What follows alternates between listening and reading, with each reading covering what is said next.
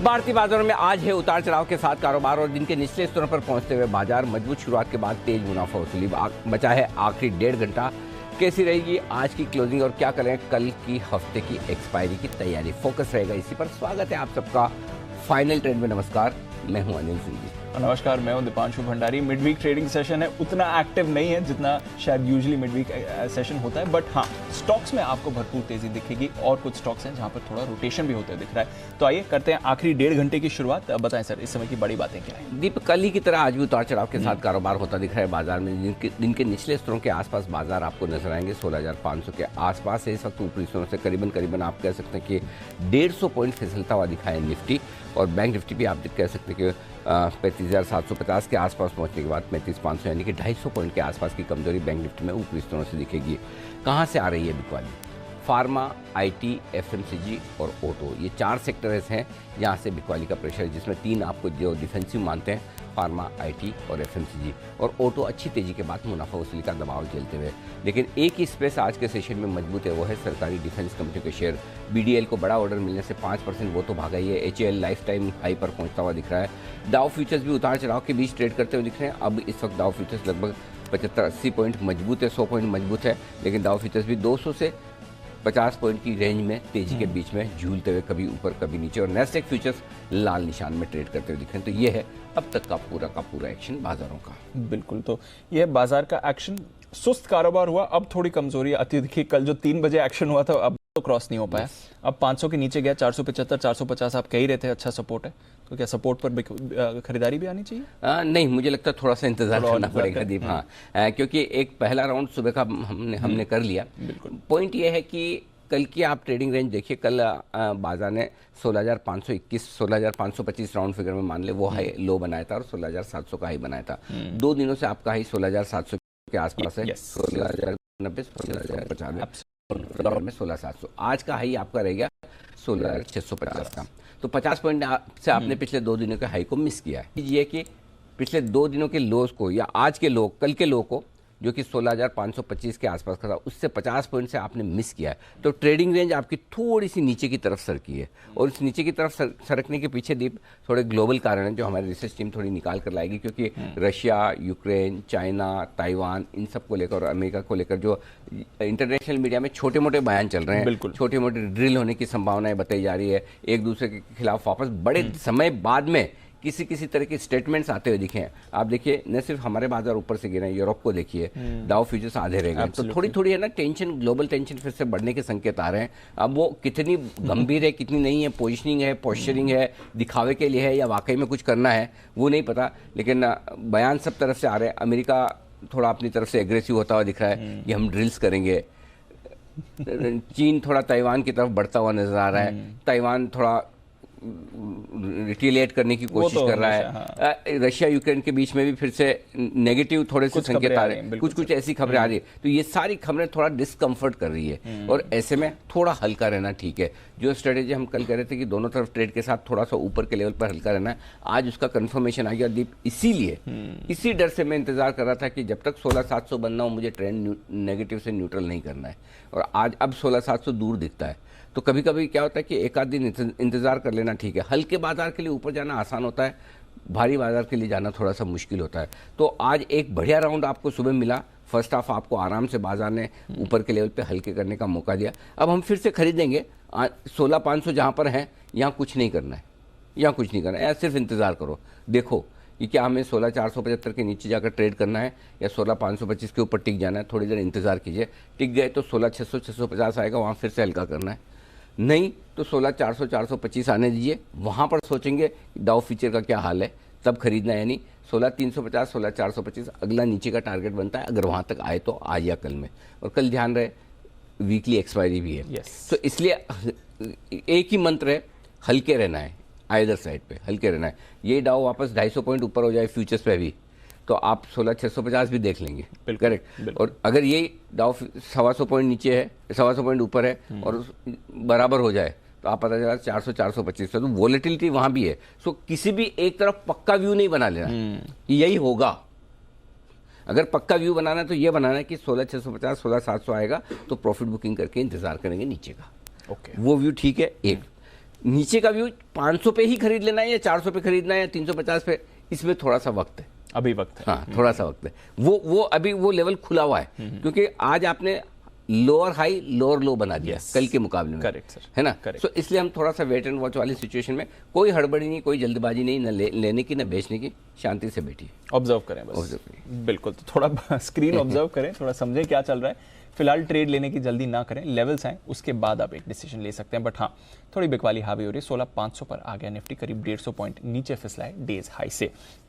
पर जैसा मैं कह रहा था, स्टॉक स्पेसिफिक एक्शन भरपूर है इस बाजार में। आइए जानते हैं कौन से स्टॉक्स खबरों के दम पर एक्शन दिखा रहे हैं और साथ ही कुछ इंपॉर्टेंट ट्रिगर्स भी इस समय। वरुण और अरमान मेरे साथ हैं तैयार ये बताने के लिए। वरुण, गुड आफ्टरनून, बताएं क्या है इंपॉर्टेंट ट्रिगर्स इस समय? ओके, ट्रिगर्स में तो दीप सबसे पहले तो जो बचे कुछ ऑटो नंबर है वहाँ पे आपको नजर रखनी है, क्योंकि वो अब दिन के दौरान आएंगे, देखते क्या निकल के आता है। इसके अलावा आज शाम को 4 बजे कैबिनेट की ब्रीफिंग है, तो यहाँ पे आपको नजर रखना होगा कोई इंपॉर्टेंट ऐलान पे। कल यानी कि थर्सडे को इंटरेस्टिंग डे होने वाला है, क्योंकि खासकर आपको जो रेस्टोरेंट कंपनीज है ना वहाँ पे नजर रखेगा, क्योंकि डिपार्टमेंट ऑफ कंज्यूमर अफेयर्स जो है वो federation of hotel and restaurant association of India से मिलने वाला है। जो सर्विस चार्ज का इशू है उसके ऊपर यहाँ चर्चा होने वाली है। तो अगर वहाँ से कुछ भी आउटकम निकल के आता है तो इसका इम्पैक्ट सीधा जो है वो आपको QSR स्पेस या फिर रेस्टोरेंट्स पे देखने मिलेगा।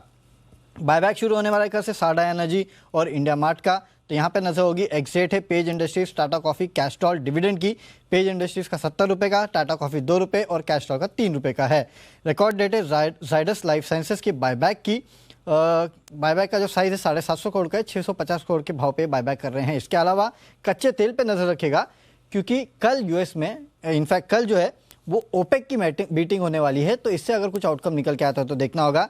वहीं यूके के मार्केट्स कल बंद रहने वाले हैं, बैंक हॉलीडे है वहाँ पे। अब आते हैं फ्राइडे को। एथर इंडस्ट्रीज़ की जो है वो लिस्टिंग होने वाली है 642 रुपीज़ प्रति शेयर के भाव पे, जो इशू प्राइस है वो है। और इसके अलावा एक्स डेट है टोरेंट फार्मा की 23 रुपीज़ प्रति शेयर के डिविडेंड की। रिकॉर्ड डेट है असाई सोंगोंग की, बायबैक करने वाले हैं ये।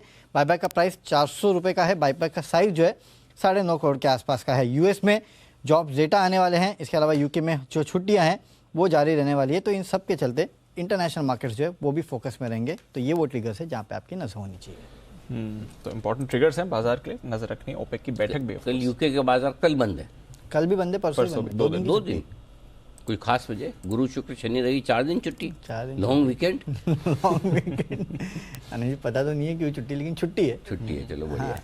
अच्छा, कल यूके, चीन, हांगकांग, ताइवान, थाईलैंड सब जगह छुट्टी है। सब जगह छुट्टी कल नहीं, ये फ्राइडे को है। हाँ फ्राइडे। हाँ। चेक करो कहीं अपने भी होगी, अपने को पता नहीं है। सब बंद हो सकता है, कभी तो भूल जाएं काम में, पता नहीं काम में बिजी है, हम ध्यान नहीं रहे गवर्नमेंट ऑफ इंडिया को। हो सकता है हो भी सकता है, सब भी बंद है तो हम क्यों भूले। कल वैसे आप देना चाहें तो दे सकते हैं। मैं तो लूँ पहले देने के बजाय रिटर्न गिफ्ट।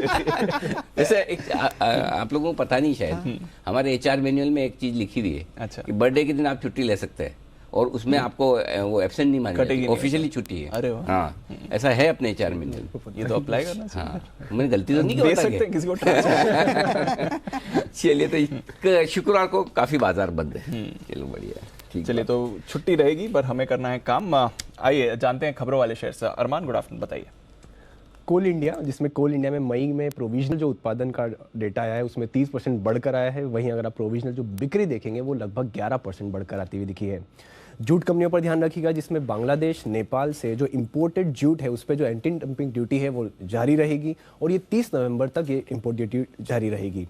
नेटको फार्मा, जिसमें नेक्सावर की पहली जो जेनेरिक दवा है उसको अमेरिका में कंपनी ने लॉन्च कर दिया है और इस दवा का प्रयोग किडनी से जुड़े कैंसर में इलाज के लिए किया जाता है। वाटेक वबाग, जिसमें कंपनी को एक 150 करोड़ का एक ऑर्डर, वाटर ट्रीटमेंट का एक ऑर्डर मिलते हुए दिखा है। शिपिंग कॉर्पोरेशन ऑफ इंडिया, जिसमें SPV सेतु समुद्रम कॉर्प जो है उसको बंद करने पर भी विचार किया जा सकता है। एंजल वन पर ध्यान रखिएगा, जिसमें चुनिंदा ग्राहकों के लिए कंपनी ने सुपर ऐप का फेज 1 जो है वो शुरू कर दिया है। PNC इंफ्रा, जिसमें हाईवे प्रोजेक्ट के लिए NHAI से कंपनी को हैम प्रोजेक्ट्स के लिए लगभग 1575 करोड़ के ऑर्डर मिलते हुए दिखे हैं। और कुछ ब्लॉक डील्स है मेरे पास, जिसमें बाटा इंडिया, जिसमें 36 लाख शेयरों के कई सौदे, और फिर से जोमेटो, जहां पे 22 लाख के कई शेयर के कई सौदे होते हुए दिखे। ओके, तो बड़े ब्लॉक डील्स होते दिख रहे हैं जोमेटो में लगातार, और आज 80 रुपए के आसपास पहुंचने के बाद थोड़ी प्रॉफिट बुकिंग ऊपरी स्तर से। जाहिर सी बात है, बहुत सारे ऐसे महानुभाव हैं जो IPO के वक्त से लेकर फंसे हुए हैं, ऊपर के भाव देखे, बेचे नहीं, अब मुश्किल से भाव आए। आज मिल गया एग्जैक्ट। तो थैंक यू वेरी मच कर रहे हैं। एक्चुअली ये बात सही है दीप जी, बहुत लोग कहते हैं ऐसा क्या सर? कि जितनी खुशी मुनाफा बना के नहीं होती उतनी खुशी भाव के नीचे शेयर चला जाए और बड़ा लॉस दिखाए और फिर वापस भाव आए, उसका तो मुकाबला ही नहीं। उसका मुकाबला क्यों आशु सर, सही है ना ये?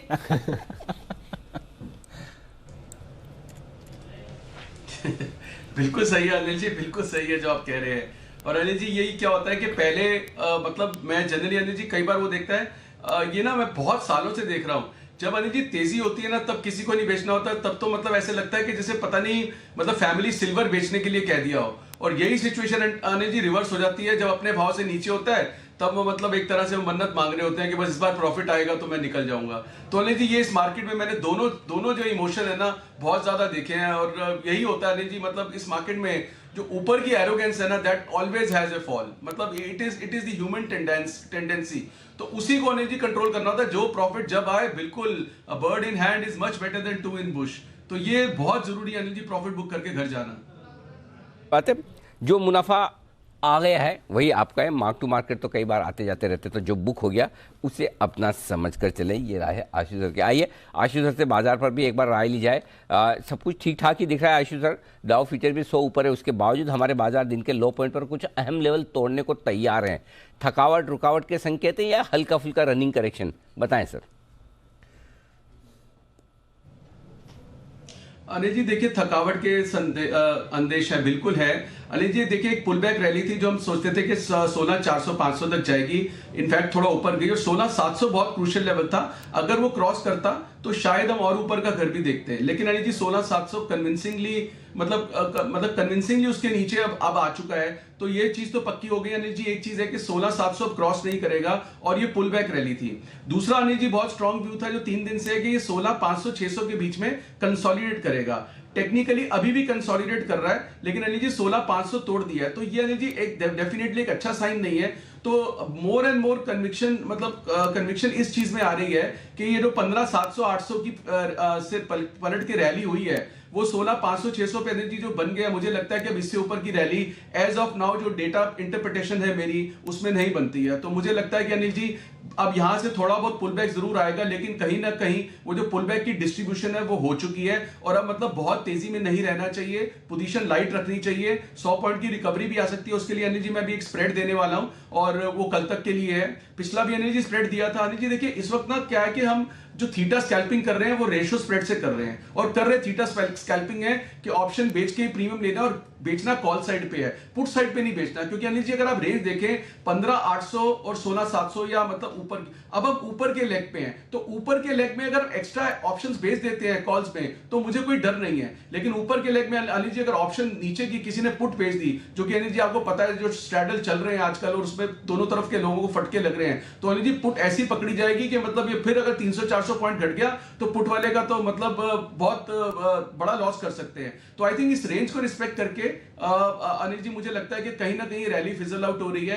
तो जो भी स्टॉक्स में लोग थे या जो एक अच्छा पुल बैक मिला है, मुझे लगता है कि एक बार ये 16,500-600 की कंसोलिडेशन को यूज करना चाहिए, पोजीशन रिड्यूस करनी चाहिए और आगे पीछे करके नीचे के भाव मिल सकते हैं। अगर नहीं भी मिलेंगे अनिल जी कुछ जाएगा नहीं, क्योंकि मार्केट ऐसा मैंने बोला जैसे 16,700 के ऊपर भाग नहीं रहा। तो अनिल जी ये होता है कि एक और नया अगर बाउट ऑफ सेलिंग आई या कोई पैनिक आया, जो भी आपने बोला रीजन कुछ भी बन सकते हैं, जो अभी होता है ना जी, जो नैरेटिव की आप बात कर रहे थे, जो ग्लोबल रिटोरिक्स हैं वो अभी हम एक बार ओवररूल करते हैं। वो स्क्रीन देखेंगे, नहीं यार स्क्रीन ने तो देख लिया, सुन लिया, ये ताइवान भी सुन लिया, ये रशिया भी सुन लिया, ये सब कुछ हो गया, तो स्क्रीन में तो ऐसी कोई बात आई नहीं है, 50 पॉइंट की थी, नॉर्मल है। लेकिन अनिल जी मार्केट बंद होने के 4 घंटे बाद फिर कुछ हो जाएगा और रात को एसजीएक्स 150 डाउन हो जाएगा, फिर सब सोचेंगे यार कल सुबह भेज देते हैं टाइम पे, मतलब न्यूज तो टाइम पर आ गई थी। तो मुझे लगता है ऐसी चीज में डिसिप्लिन ये कहता है कि आप बुक कर लो ताकि आपकी रात की नींद अच्छी आए। तो अनिल जी जो एक स्प्रेड बनाना है वो मैं स्प्रेड कल के लिए देना चाहता हूं। वो स्प्रेड अनिल जी देखिए अभी भी जो 500-600 है इस वक्त 486 पे हम आ गए हैं।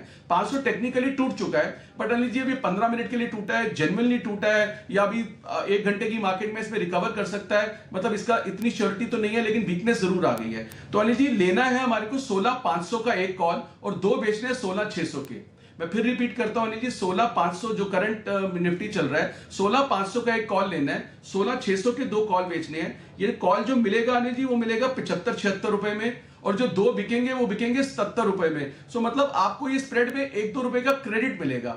आपका पैसा कुछ भी नहीं लगेगा, लगेगा आपका मार्जिन। 16,500 का एक कॉल लिया, 16,600 के 2 बेचे, आपको 1-2 रुपए का क्रेडिट मिलेगा। और अनिल जी नीचे का तो कोई टेंशन है ही नहीं, मतलब पैसा लग ही नहीं सकता। अगर अनिल जी मार्केट यहां भी रहता है तो ये 2 रुपए आपको 25 रुपए बन जाएंगे। मार्केट 50 पॉइंट ऊपर होता है तो 50 रुपए हो जाएंगे। 100 पॉइंट ऊपर मिल जाता है, रिकवरी आती है या गैप अप खुलता है डाउ की वजह से, तो अच्छा जैकपॉट लग जाएगा। 16,700 तक अनिल जी ये स्प्रेड सेफ है, जो कि एक लेवल जो मैंने बताया कि जहां को क्रॉस करने का कोई मुझे कोई कहीं से भी, मतलब अभी मेरा डेटा में कहीं से भी नहीं लगता। तो अनिल जी 16,500 16,600 स्प्रेड बनाना चाहिए। अनिल जी एक्चुअली क्या अभी आपने कहा ना कि ऐसे ट्रेड में कुछ नहीं करना या मतलब करके कुछ होगा नहीं, तो अनिल जी ये वही ट्रेड है कि कुछ नहीं कर रहे, लेकिन मेरी वो जो एक होती है ना जो मार्केट में एक वो जिसको हिंदी में हम वर्ड यूज करते हैं चुल होती है, वो करना भी पूरा हो जाएगा। ट्रेडिंग का साइकिल भी पूरी हो जाएगी, कुछ ना कुछ मैं मार्केट में पार्टिसिपेंट हूं और अनिल जी लॉस से ही बच जाएंगे। तो ये बहुत अच्छा स्प्रेड है जो कंपल्सिव ट्रेडर्स है, मैंने उनसे सबसे शेयर किया है। 16,500 16,600 1:2 एट ए क्रेडिट ऑफ ₹2। आशु जी एक कंप्लेन है, आप बोलो तो कर दूं अभी से ही।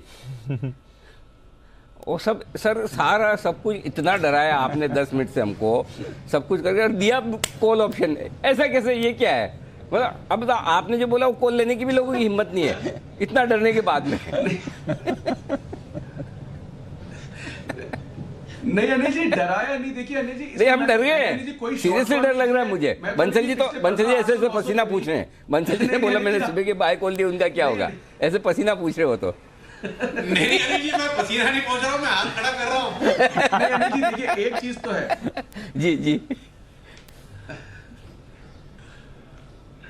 अनिल जी, एक चीज तो डिसिप्लिन है। मैंने 15,900 पे भी अनिल जी आपको मतलब हाईलाइट करके बोला था, मैं शॉर्ट कॉल नहीं दे रहा हूं। हाँ। मैं यहां भी बोल रहा हूं अनिल जी, पोजीशन नई लॉन्ग करें और जो अपनी है उसको हल्का कर लें। मौके जरूर मिलेंगे, पक्का मिलेंगे, पेशेंस रखिए, पक्का मिलेंगे। मैं बस वो चीज बोल रहा हूं अनिल जी, कोई डराने वाली बात नहीं कर रहा हूं। नहीं चलिए ठीक बात है। तो कहने का मतलब है कि पोजीशन कम रखने के लिए सावधान करें, जरूरत से ज्यादा ना रखें इस तरह के वोलेटाइल मार्केट में। आइए बैक टू बैक बिगुल है, पहले सचिन जी के लिए BTS डबल टी वाला।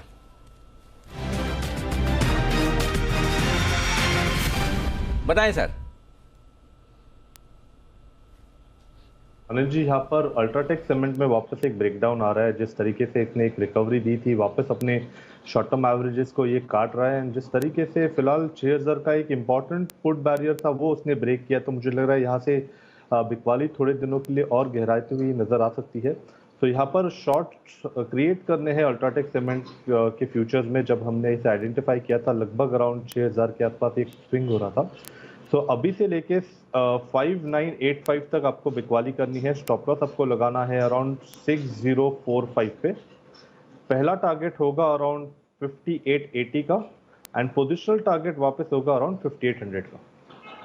5880 5800 दो टारगेट बेचे आप अल्ट्राटेक सीमेंट को, ये राय है आपके लिए इस वक्त आती हुई सचिन जी की तरफ से। यहां पर कमजोरी का आसार साफ नजर आ रहा है। 6045 का स्टॉप लॉस दिन के लोएस्ट पॉइंट पर आता हुआ दिख रहा है। अब 16,475 को तोड़ने की तैयारी निफ्टी की होती हुई दिख रही दीप, और 35,500 के नीचे बैंक निफ्टी के लिए 35,250 है आज का स्टॉप लॉस। निफ्टी का 16,475 का था, इंट्राडे का ट्रिगर हो चुका है। थैंक यू वेरी मच जी। तो ये अगर निफ्टी में है तो आपके लिए टारगेट ये हो चुका है। आइए बढ़ते आगे और तैयार है बंसल जी, आप हाथ खड़ा कर रहे थे बिगुल के लिए, वैसे आपसे कुछ बात मुलाकात करनी है? नहीं अनिल जी मैं सुबह से वेट कर रहा हूँ। अनिल जी मेरा जो पिक ऑफ द वीक था, मैंने इप्का में, अनिल जी अगर आपको ध्यान हो, दीपांशु के पास तो पूरा रिकॉर्ड होगा, मैंने पिक ऑफ द वीक में सिप्ला पे बिकवाली को, इप्का पे बिकवाली की राय दी थी। और अनिल जी उसकी साउथवर्ड जर्नी शुरू हो चुकी है। 100 रुपीज का डिक्लाइन देखने को मिलेगा, तो एक वर्ड ऑफ कॉशन है। तो अनिल जी कहना चाह रहा हूँ, neat clean clear without any confusion sell call दिया हुआ इप्का के ऊपर, और वो कॉल अनिल जी ओपन है। साउथवर्ड जर्नी शुरू हो चुकी है, तो व्यूअर्स को अपडेट देना चाह रहा था अनिल जी। अच्छा, मतलब साउथवर्ड जर्नी मतलब नीचे जा रहा है स्टॉक, नॉर्थवर्ड जर्नी मतलब ऊपर जा रहा है, बराबर यही है ना इसका मतलब? हम सब लोगों को अंग्रेजी उतनी आती नहीं, तो मैंने कहा हमारे हिंदी वाले दर्शक। जी सर, ये अनिल जी सीखा है मैंने इंग्लिश स्पीकिंग लोगों से, कुणाल जी से सीखा है अनिल जी। ऊपर जाता है तो नॉर्थवर्ड मार्च बोलते हैं, नीचे जाता है तो साउथवर्ड बोलते हैं अनिल जी। वाह गजब, वेरी गुड, ये अच्छी बात है, आप सीख सीख के हमें भी सिखा रहे हैं। एक छोटा सा मासूम सा सवाल एक और है बंसल जी, ईस्टवर्ड और वेस्टवर्ड पे उसका क्या मतलब होता होगा? अनिल जी देखिए, out of syllabus Anil ji है, कुणाल जी ने सिखाया नहीं। अच्छा, आशु सर कुछ मदद करने को तैयार है जी। आशु सर। नहीं अनिल जी, इनफैक्ट आपने बिल्कुल मतलब ये केमिस्ट्री है। मेरा भी यही सवाल था कि ईस्टवर्ड और वेस्टवर्ड को क्या करेंगे, मतलब वो डायरेक्शन बहुत बढ़िया। या कुछ और के एंकर बनने की दिशा में आपका एक और कदम, सोच तो मिलने लगी है। अब खाली सवाल वाला आपको अच्छे से पूछने में सर देखो, आज से बनना तो देंगे एंकर, पहले आपको एकदम है ना हमारी तरफ बहुत ज़्यादा पॉजिटिव होना पड़ेगा, जरूरत से ज़्यादा, मतलब जितना ना हो, नहीं होने की जरूरत है उससे भी होना पड़ेगा। ये वाली ट्रेनिंग बाकी है आशुतोष की, सवाल वाली तो हो गई है। आइए। अनिल जी नहीं हो सकता, वो नहीं हो सकता। वही तो मैं अपने मुंह से कहने के बजाय आपसे कहलवाना चाहता था। Thank you very much. Safe है हम सेफ है। चलिए बढ़ते आगे। अच्छा कुणाल जी, आपके लिए बिल्कुल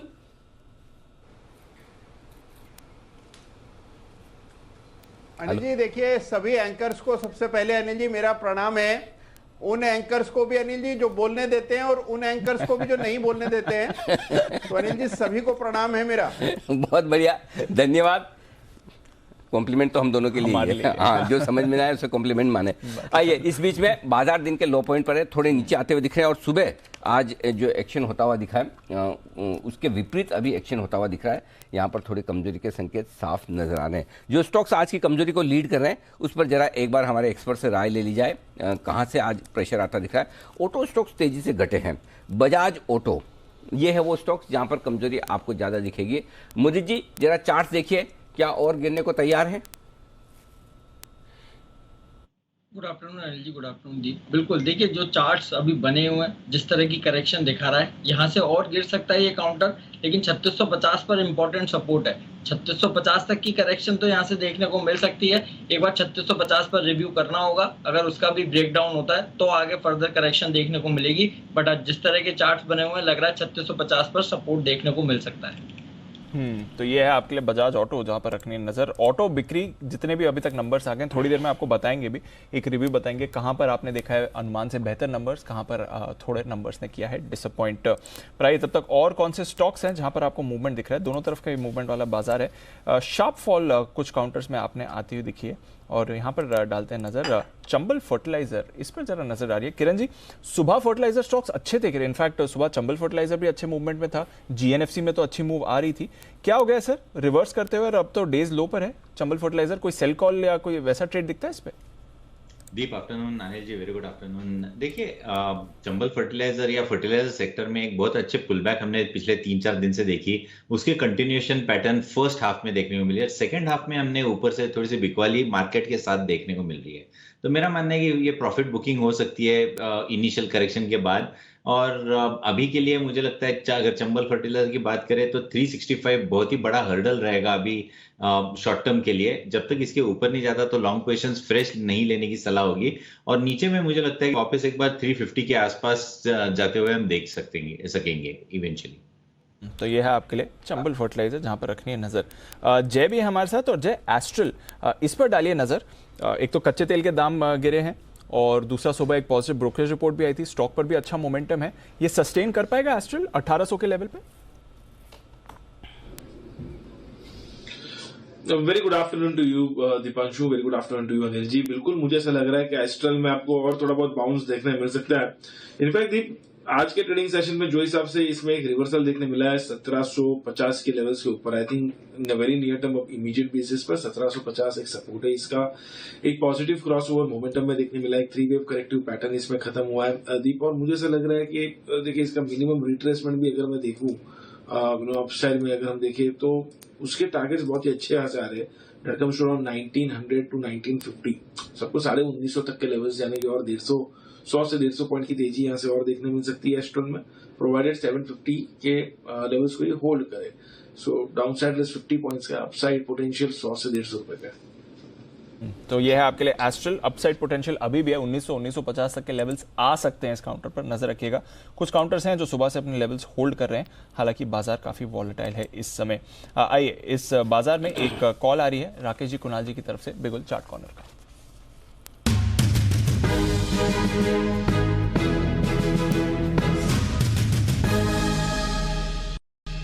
बताएं सर। कॉल तो जिस पे था वो आपने कवर कर लिया, पर बिकवाली ज्यादा है, तो ये बिकवाली की राय है सन फार्मास्यूटिकल पर। सन फार्मास्यूटिकल के अंदर देखें तो एक पिवट पॉइंट टूट रहा है, एक नेगेटिव क्रॉसओवर है 841 842 का स्पॉट के अंदर। नीचे में एक नेकलाइन टूटा है सन फार्मा के अंदर। सन फार्मा को बेचने की राय है। ओवर टू कुणाल जी। देखिए दीपांशु, 2 सत्र पहले सन फार्मा में ब्रेकअवे गैप बना था डाउनसाइड का, और उसके बाद आज एक मेजर सपोर्ट टूटता हुआ नजर आ रहा है। काफी फियर सेलिंग प्रेशर है, तो यहां पर और नीचे के लेवल्स आना लगभग तय है। बेच करके चलें। स्टॉप लॉस यहां पर रखना होगा 850 रुपए पर। 850 के स्टॉप लॉस से शॉर्ट करें। पहला टारगेट होगा 825 रुपए का, इवेंचुअल टारगेट 811 रुपए का। तो 811 तक फिसलने की पूरी संभावना है, शॉर्ट करने की राय है। और साथ ही हमारा एक अपडेट है, सवेरे मैंने और राकेश जी ने HAL यानी कि हिंदुस्तान एरोनॉटिक्स पर खरीदारी की राय दी थी, जहां हमारे दोनों लक्ष्य हासिल हो गए हैं। तो अगर स्टैंप रेडी हो तो लगवा दीजिए। आ गया है 1915 के टारगेट्स दिए थे और 1950 तक के पोजिशनल व्यू भी दिए थे। 1932 का हाई है, तो जो सुबह 1915 का टारगेट था वो अपने हिट होते हुए दिखा है। HAL, इस पर रखिए नजर। शुभम जी की तरफ से भी राय आई थी लगभग सिमिलर टारगेट से, यहाँ पर भी आपने देखा। तो जबरदस्त एक्शन HAL, और अभी भी अपनी गेंस होल्ड कर रहा है 1900 के ऊपर ही। नए रिकॉर्ड लगाता हुआ स्टॉक अभी भी अच्छे एक्शन में बना हुआ है। इस बीच NMDC पर रखिए नजर। मई महीने के अपडेट्स आ रहे हैं, नए महीने की शुरुआत है। जैसे कहा थोड़ी देर में ऑटो सेल्स के भी अपडेट्स देंगे, बट मई में इनकी बिक्री 20% घटी है, ये आपके लिए अपडेट आते हुए दिख रहा है। तो मई की बिक्री उतनी अच्छी नहीं रही है। उत्पादन 15% बढ़ा है, तो ये इंटरेस्टिंग है। उत्पादन बढ़कर आया है बट बिक्री घटी है, तो थोड़ा डिमांड का इम्पैक्ट हुआ है। चीन में भी हमने देखा था आंशिक तौर पर, शंघाई बीजिंग दोनों में लॉकडाउन लगा हुआ था, वहां से भी थोड़े मांग की आशंकाएं थी। अब तो सरकार ने भी थोड़े रिस्ट्रिक्शंस लगा दिए हैं। तो मई की बिक्री घटकर आई है, उत्पादन 15% बढ़ा है। ये है आपके लिए NMDC। फिलहाल आज के ट्रेड में स्टॉक में कोई आपको मूवमेंट नहीं बनते हुए दिख रहा है। बट एक इंटरेस्टिंग स्पेस है मार्केट का, जहां पर आपने मूवमेंट देखा है। थोड़ी देर पहले अनिल जी बात कर ही रहे थे, जोमैटो की बड़ी रैली आई लिस्टिंग के बाद, और उसके बाद उससे भी बड़ा करेक्शन आया। अब पिछले कुछ दिनों में 50% की अपमूव आ चुकी है, वापस अपने IPO प्राइस पर है। बट जोमैटो जैसे कई और स्टॉक्स हैं जो IPO प्राइस ही नहीं बल्कि उसके नीचे हैं। जोमैटो ने तो अभी रिकवर कर लिया है, बट कई सारी रिसेंटली लिस्टेड या इस साल की कंपनी है या पिछले कुछ समय की लिस्टेड कंपनीज हैं जिन्होंने निराश किया है। आइए जानते हैं इसके बारे में थोड़ा और डिटेल्स में। अरमान हमारे साथ तैयार है। अरमान, वैसे तो कई सारी IPOs आ रही हैं, कई सारी कंपनीज लिस्ट हो रही हैं, बट कौन सी ऐसी कंपनीज है जो खास रेडार पर रहने चाहिए और जिन्होंने स्पेशली निवेशकों को निराश किया है? देखिए, कुल 2022 में अगर आप देखेंगे तो लगभग 16 कंपनियां टोटल लिस्ट हुई हैं अभी तक जो नई IPO लेके आई है। अब उसमें 16 में से 17 कंपनियां ऐसी हैं जो अपने इश्यू प्राइस से अभी भी नीचे हैं। मतलब देखा जाए तो लगभग 45% जो आए हैं IPO, उसमें से जो टोटल है उन्होंने निवेशकों को निराश करा है। अब पिछले साल अगर लिस्टिंग गेन की बात करें तो पिछले साल औसतन अगर आप लिस्टिंग गेन देखेंगे तो वो लगभग 25% का था, जो घटकर अभी तक जो डेटा आया है एवरेज का वो सिर्फ और सिर्फ 8% रह गया है। अब उसके कारण क्या है? एक रीजन तो ये भी है कि FPIs जो हैं उनकी IPOs में अभी बहुत सुस्त भागीदारी हो गई है। उसके साथ साथ आप देखेंगे FPIs की लगातार बिक्री हो रही है। अगर उन्होंने अभी तक देखेंगे तो लगभग 1.7 लाख करोड़ से भी ज़्यादा उन्होंने बिकवाली कर दी है। उससे भी एक सेंटीमेंट है जो IPO मार्केट का वो बिगड़ चुका है। अगर आप LIC की बात करेंगे तो LIC में भी लगभग 21,000 करोड़ का जो इश्यू साइज था, उसमें FPIs का अगर देखेंगे तो उन्होंने सिर्फ 1800 करोड़ की बिडिंग करी है। अगर आप उसके साथ साथ दूसरी चीज़ें देखेंगे कि जैसे अब कौन से ऐसे IPO हैं जिन्होंने सबसे ज़्यादा अभी तक नेगेटिव रिटर्न दिया है इस साल में, तो अगर आप एजेस ट्रांजैक्ट देखेंगे जहां पे वो इशू प्राइस से लगभग 49% नीचे है। उमा एक्सपोर्ट्स देखेंगे वो लगभग 19% नीचे है। LIC हालांकि इशू प्राइस से, अगर डिस्काउंट की बात नहीं कर रहा हूँ मैं, इशू प्राइस जो उनका आया था वहाँ से LIC भी लगभग 14% नीचे है। इथॉस 8%, रेनबो मेडिकेयर लगभग 8%। तो देखा जाए तो ओवरऑल सेंटीमेंट जो है वो इस साल के लिए थोड़ा सुस्त रहा है। ओके, तो ये है आपके लिए रिसेंटली लिस्टेड कंपनीज जिन्होंने किया है डिसअपॉइंट। 16 में से 7 कंपनीज करेक्ट नीचे हैं। करेक्ट। ओके, तो ये कुछ इंपॉर्टेंट कंपनीज हैं जिन्होंने रिसेंटली लिस्टेड कंपनीज है, इसी साल की है, तो पिछले 5 महीने के एनालिसिस हैं।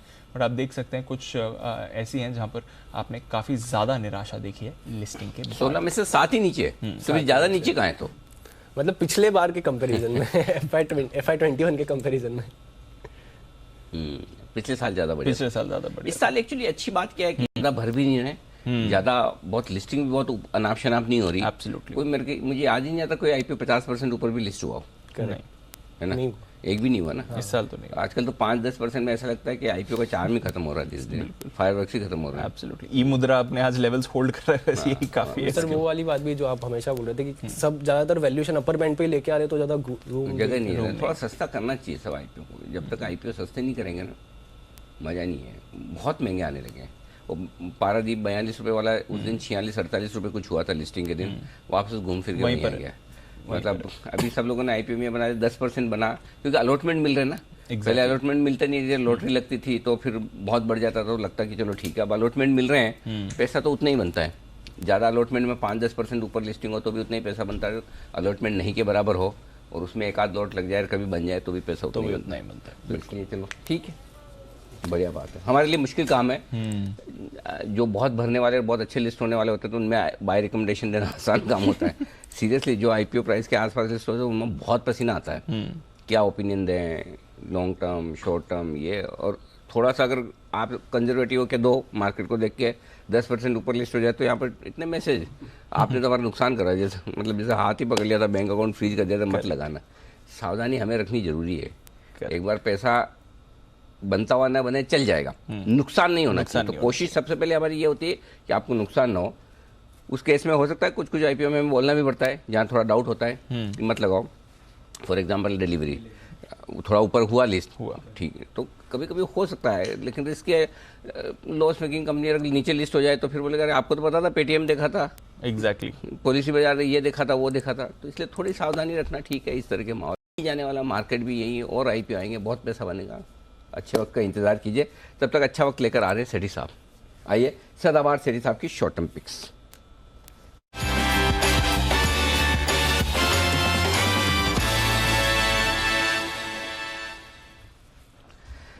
सेठी साहब स्वागत है आपका, बताएं सर क्या है इरादा? Good afternoon Anil ji, good afternoon Deepanshu. Anil ji, 2 stock cash market के जिनमें खरीदारी करनी है। 2 स्टॉक कैश मार्केट और दोनों में खरीदारी, ठीक है सर, परफेक्ट है, रोज वाला ही मामला है। बताइए पहला शेयर सर। अनिल जी, जो आज का पहला स्टॉक है, स्टॉक का नाम है विनाइल केमिकल्स, जो कि एनएसई का टिकर है विनाइल इंडिया, VINYL इंडिया। ये एक पिडिलाइट ग्रुप की कंपनी है, मतलब पारेख फैमिली इसको ओन करते हैं, और कंपनी स्पेशलिटी केमिकल्स बनाने में है, और उसमें भी विनाइल एसीटेट मोनोमर नाम का एक केमिकल होता है जिसकी ये मैन्युफैक्चरिंग और ट्रेडिंग करती है। एक जबरदस्त कंपनी है, बहुत ही स्ट्रॉन्ग अच्छा खासा डिस्ट्रीब्यूशन नेटवर्क है, solid fundamentals, return on equity 36%, return on capital employed 48%, एक जीरो डेट कंपनी, और मार्च क्वार्टर के नतीजे भी बहुत अच्छे थे। 14 करोड़ का पैट रिपोर्ट किया, जो कि पिछले साल मार्च क्वार्टर में सिर्फ 3 करोड़ का पैट था। और इस कंपनी में जो पारेख फैमिली है वो अराउंड 50.62% स्टेक ओन करती है, जिसमें Pidilite industries around 40% stake own करती है, और वो इसकी मेजर कस्टमर भी है। तो मुझे लगता है इस स्टॉक को ये जो करंट लेवल है 277, यहाँ पे खरीदारी करनी चाहिए। 295 का शॉर्ट टर्म टारगेट है और 270 का स्टॉप लॉस रखना। उस 270 का स्टॉप लॉस खरीदारी करने की राय। विनाइल केमिकल्स या फिर विनाइल इंडस्ट्री, दोनों ही नाम से जानी जाती है कंपनी। 295 का रखेंगे आप टारगेट। बताएं सर दूसरा शेयर आपकी पसंद का। जी, जो दूसरा स्टॉक है, स्टॉक का नाम है KEC इंटरनेशनल, जो अभी 402 के लेवल पे स्टॉक ट्रेड करता है। ये company RPG Harshvardhan Goenka group की कंपनी है, जो कि पावर सेक्टर के लिए काम करती है। T&D सेगमेंट, मतलब ट्रांसमिशन डिस्ट्रीब्यूशन सेगमेंट में EPC कॉन्ट्रैक्ट का काम करती है। इसके अलावा railway, civil, oil and gas, pipelines और केबल्स, इन सब सेगमेंट्स को भी कैटर करती है। कंपनी 50 से ज्यादा देशों में काम करती है, और कंपनी को पिछले 12 महीने में 17,000 करोड़ के नए ऑर्डर्स मिले हैं, और अब ऑर्डर बुक जबरदस्त 27,700 करोड़ की ऑर्डर बुक हो गई है। एक बहुत ही अच्छी स्ट्रॉन्ग एग्जीक्यूशन कैपेबिलिटी है, फंडामेंटल्स बहुत ही अच्छे हैं, और FIS में अराउंड 38.1% स्टेक ओन करते हैं, जिसमें HDFC है, कोटक है, L&T है, इन्वेस्को है, प्रोमोटर्स की अच्छी खासी 51% हिस्सेदारी। मैं इस कंपनी को लेके बुलिश हूँ। मुझे लगता है जिस तरह के ऑर्डर इनफ्लोज है और जिस तरह की ऑर्डर बुक है, कंपनी बहुत अच्छा करेगी। और फिर पावर से रिलेटेड जो इंफ्रास्ट्रक्चर वाली कंपनियां, वो वैसे भी हमने देखा काफी अच्छा कर रहे हैं, और ये स्टॉक भी अपने हाइट से अच्छा खासा करेक्ट हुआ है। 550 के करीब के हाइट थे इसके ईयरली। तो मुझे लगता है करंट लेवल्स पे इसको खरीदना चाहिए। 425 का शॉर्ट टर्म टारगेट है और 390 का स्टॉप लॉस रखना है। ओके, 390 के स्टॉप लॉस के साथ KEC इंटरनेशनल में करें खरीदारी, ये राय आपके लिए सेठी साहब की तरफ से। और मैं बता दूं आपको कि विनाइल केमिकल 2 बार जेम्स स्टॉक भी रह चुका है। जैन साहब को भी बहुत पसंद है, 2 बार रह चुका था जैन साहब। और कोई भी जेम स्टॉक मालूम है दूसरी बार कब आता है जेम स्टॉक में? एक ही कंडीशन में जी, जब तक पहली बार के टारगेट हासिल ना हो तब तक जेम साहब दूसरी बार लेते नहीं। दूसरी बार टारगेट आ गए तो तीसरी बार के लिए वो क्वालिफाई करता है। तो बिना टारगेट अचीव किए दूसरी बार आता है। दूसरी बार ये नियम है। अच्छा नियम है। हाँ बिल्कुल। तो जैन साहब के स्टॉक्स तो आपको पता ही है, वेल्थ क्रिएटर्स हैं। बिल्कुल। सेठी साहब के भी, सेठी साहब के तो 1-2 दिन में कमाल कर जाते हैं, सारे के सारे रोज टारगेट्स आ ही जाते हैं। तो धन्यवाद सेठी साहब ये बेहतरीन पिक्स देने के लिए। और जय तैयार है अपने जैकपॉट शेयर के साथ।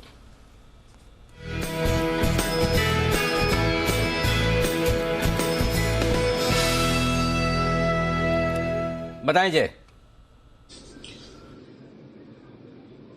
अनिल जी, काफी स्टॉक स्पेसिफिक मूवमेंट हमें देखने मिल रही है।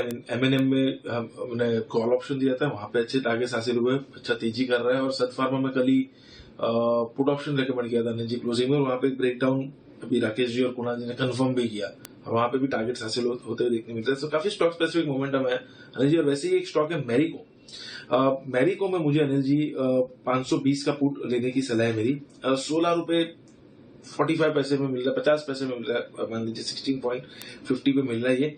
यहाँ पे आप स्टॉप लॉस लगाए 10.50 का, 6 रुपए का रिस्क बनेगा यहाँ पे 520 का पुट ऑप्शन में। पहला टारगेट अनिल जी इसका जो निकल कर आ रहा है that is 24 and second target would be 28.80। सो ये दो टारगेट्स के लिए खरीदे, बिकॉज मैरिको में भी एक जबरदस्त एक रिवर्सल मुझे देखने मिल रहा है पोस्ट रिजल्ट, जैसे सन फार्मा में देखने मिला।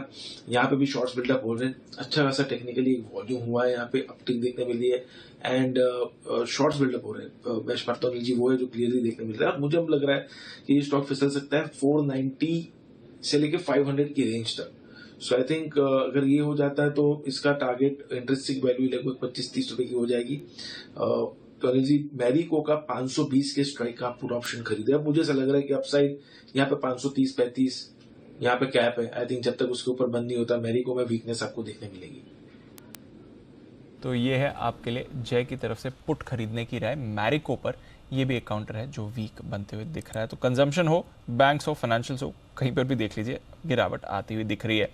क्या करना है आपको इस गिरावट वाले बाजार में, आइए एक बार समझ लेते हैं। अनिल जी के साथ लेते हैं उनकी मार्केट स्ट्रैटेजी।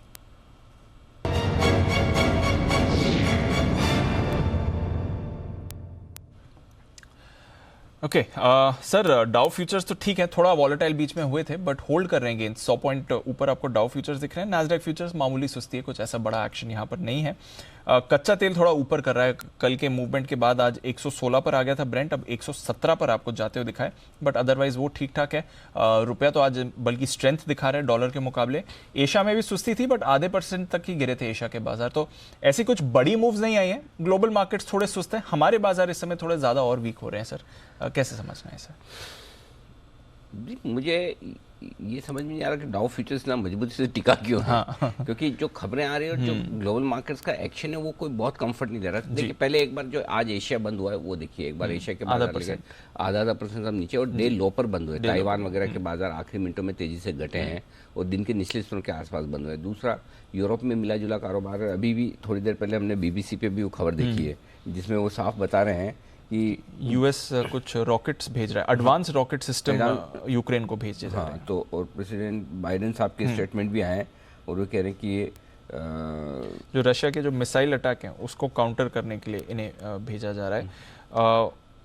ये ज़रूर है अश्योरेंस कि आप रशिया के टारगेट्स को नहीं करेंगे। रशिया में आप यूक्रेन को ये कहा गया है कि आप इन रॉकेट से रशिया के अंदर नहीं कर सकते हैं, अपने आप को डिफेंड करते हैं। तो रशिया का अगर मिसाइल अटैक आ रहा है तो आप अपने आप को डिफेंड कर सकते हैं। सेफ्टी के लिए बोल रहे हैं। सेफ्टी के लिए। प्रॉब्लम क्या है कि बड़े लंबे समय बाद किसी तरह के स्टेटमेंट रशिया यूक्रेन को लेके आने लगे और वो स्टेटमेंट जो आ रहे हैं वो कि वापस। और इसमें एक खबर ये भी आ रही कि पुतिन साहब अब रशिया के लोगों को एड्रेस करने वाले हैं, जिसमें ये कह रहे हैं कि उन्हें जो अमेरिका की तरफ से लॉन्ग रेंज मिसाइल्स की सप्लाई जो की जा रही है यूक्रेन को, उसको लेकर वो अपनी चिंताएं बताएंगे। तो मेरे ख्याल से हो क्या रहा है कि थोड़ी सी ग्लोबल लेवल पर टेंशन बढ़ रही है। इसलिए आज रात अमेरिका का ट्रेडिंग सेशन कैसा होगा उसका अंदाजा लगाना थोड़ा सा मुश्किल काम है, क्योंकि आज सुबह से डाउ फ्यूचर्स भी है हरे निशान में लेकिन वॉलेटाइल हो रहे हैं। हमारे बाजार पहले से भांप कर धीमे धीमे नीचे आने की कोशिश कर रहे हैं और कल का हमने लोअर हाई और लोअर लो बना दिया। तो मेरा ये समझना है कि 16,350 16,425 की जो सपोर्ट रेंज है वहां तक जाने की कोशिश निफ्टी की हो सकती है। और अगर 3 बजे तक हम 16,500 के नीचे बने रहते हैं, जो कि ऑलरेडी आ चुके हैं, तो समस्या थोड़ी बढ़ सकती है। और क्यों बढ़ सकती है वो मैं बता देता हूँ। पहली चीज, अब से लेकर 3 बजे तक कुणाल जी के लिए सबसे इंपॉर्टेंट लेवल 16,500 16,525 है। 16,525 के ऊपर अगर हम नहीं निकलते, 3 बजे के पहले नहीं टिकते हैं, तो मामला थोड़ा सा ढीला है। और क्यों है ढीला वो मैं बता देता हूँ। 16,500 के पुट पर हाईएस्ट ओपन इंटरेस्ट है लगभग 70 लाख शेयरों का, और आप हाईएस्ट ओपन इंटरेस्ट लेवल के नीचे ट्रेड कर रहे हैं आखिरी 1.5 घंटे में। इसका मतलब है कि कॉन्फिडेंस की थोड़ी सी कमी है और कल वीकली एक्सपायरी है, पहली चीज। दूसरी चीज, 16,500 के नीचे जाने पर आपके लिए 1,30,00,000 शेयर पुट राइटर्स ऐसे जिन्होंने लॉन्ग पोजीशन बना रखी है, वो रिस्क पर आते हैं। तीसरी चीज, 16,500 पर कॉल राइटिंग आज दबाकर हुई है, 33 लाख शेयरों की आज जुड़ी और कुल मिलाकर 67 लाख शेयर हैं। यानी कि लगभग 16,500 पर पुट और कॉल राइटर दोनों बराबरी के साथ खड़ा है। और बहुत दिनों बाद दीप ऐसा ना मिलिट्री एक्शन से रिलेटेड खराब खबरें आई है, तो मेरा कंफर्ट कॉन्फिडेंस कम है। जितनी आप लॉन्ग पोजीशन हल्की कर सकते हैं करें, कल भी हम बोल रहे थे, आज भी बोल रहे हैं, और आराम से इंतजार कीजिए। या तो 16,700 पार हो जाएगा तो जोर लगा के खूब खरीद लेंगे, और नहीं तो नीचे आ जाएगा करेक्शन के बाद, देखते जहां रुकेगा वहां पर, चाहे वो 16,350 हो, चाहे 16,200 हो या 16,000 के आसपास हो, जहां भी होगा वहां पर लेने के लिए आपके पास जगह होनी चाहिए। थोड़ा सा ऊपर के लेवल पर डिस्कंफर्ट दे रहा है। दूसरी बात एक और बताऊं, 16,600 के लेवल पर कॉल राइटर 98 लाख शेयर है। इतनी दबाकर कॉल राइटिंग हुई है 16,500 और 16,600 पर, तो अब ऊपर निकल पाना मुश्किल होगा। तो 3 बजे तक अगर आपका 16,525 के ऊपर नहीं निकलता मार्केट, तो ये 16,400 425 आज ही आने की तैयारी कर रहा है, आज ही। आज हाँ, और नहीं तो कल तक 16,350 बन सकता है अगर अमेरिका खराब हो जाए तो। अब अमेरिका एग्जैक्टली 125 पॉइंट ऊपर दिख रहा है, खराब होगा या मजबूत होगा ये कहना मुश्किल काम है। अभी तक जो खबरें आ रही थोड़ा सा डिस्कम्फर्ट दे रही, तो आप शॉर्ट करें ना करें, लॉन्ग कम कर लें, पहला काम ये करें, हल्के रहें थोड़ा सा, ताकि आपको फिर से मौका मिल जाए। ये एक क्लियर कट दिख रहा है। वापस से तेजी आपको तभी करनी है आज के लिए जब 16,650 के ऊपर आप ट्रेड करना शुरू करें, तब तक आपका सेल ऑन राइज है आज की मार्केट। ये तो हो गई निफ्टी की बात। अब आइए बैंक निफ्टी। बैंक निफ्टी अभी भी उतना खराब नहीं दिख रहा है दीप, क्योंकि बैंक निफ्टी ने कल का लो नहीं तोड़ा है, जबकि निफ्टी ने तोड़ा है। बैंक निफ्टी के लिए मेक और ब्रेक लेवल है 35,500 का, उससे थोड़ा सा नीचे हम ट्रेड कर रहे हैं। 35,500 पर 31 लाख शेयरों का ओपन इंटरेस्ट है, हाईएस्ट है, और 35,500 पर 27 लाख शेयरों का कॉल ऑप्शन है, लगभग बराबरी का। तो 3 बजे तक आपको 35,500 को होल्ड करके ऊपर टिकना है। अगर उसके नीचे रहे तो आखिरी आधे घंटे में बिकवाली का दबाव बढ़ सकता है, तब आप 35,300 के आसपास मिनिमम आएंगे। अगर ज़्यादा डाउ खराब हो गया तो 35,100 उस सपोर्ट रेंज में पहुंचेंगे। और अगर ऐसा नहीं हुआ, डाउ और मजबूत हो गया और ये लेवल आप होल्ड कर गए, तो आप 35,700 35,800 की रेंज में आएंगे, और वहां पे 100% आपको अपनी लॉन्ग पोजीशन कम करनी है। ओके, 35,700 35,800 अगर मिलता है तो वहाँ 100% लॉन्ग कम करिए, और 16,600 650 मिलता है निफ्टी में तो वहाँ 100% कम करिए। एक आध दिन पोजीशन ओवरनाइट कम रखेंगे, कोई फर्क नहीं पड़ता। एग्जैक्टली, हल्के रहेंगे किसी भी तरफ। कल ऊपर से बहुत जोर से ऊपर भी खुल सकते हैं, बहुत जोर से नीचे भी खुल सकते हैं, तो आपको थोड़ी सी रिस्क मैनेज करनी है, लीवरेज पोजीशन कम कर लेनी, सिंपल। जो स्क्रीन आपको सेकंड हाफ का जो एक्शन दिख रहा है ना, वो डिस्कम्फर्ट दे रहा है। और अगर खबरों को आप मिलाकर देखें, जो स्टेटमेंट बाइडेन आ रहे हैं, चाहे ईरान के आ रहे हैं, कंफर्ट नहीं, एडवेंचर नहीं करना है। बिल्कुल बिल्कुल, एडवेंचर नहीं करना है बस। बिल्कुल बिल्कुल, तो एडवेंचर नहीं करना है, ये आपको पोजीशन हल्की करेंगे, दोबारा आप व्यू ले सकते हैं। आइए मुनाफे वाले मुद्दत बिगुल मुद्दत जी के लिए।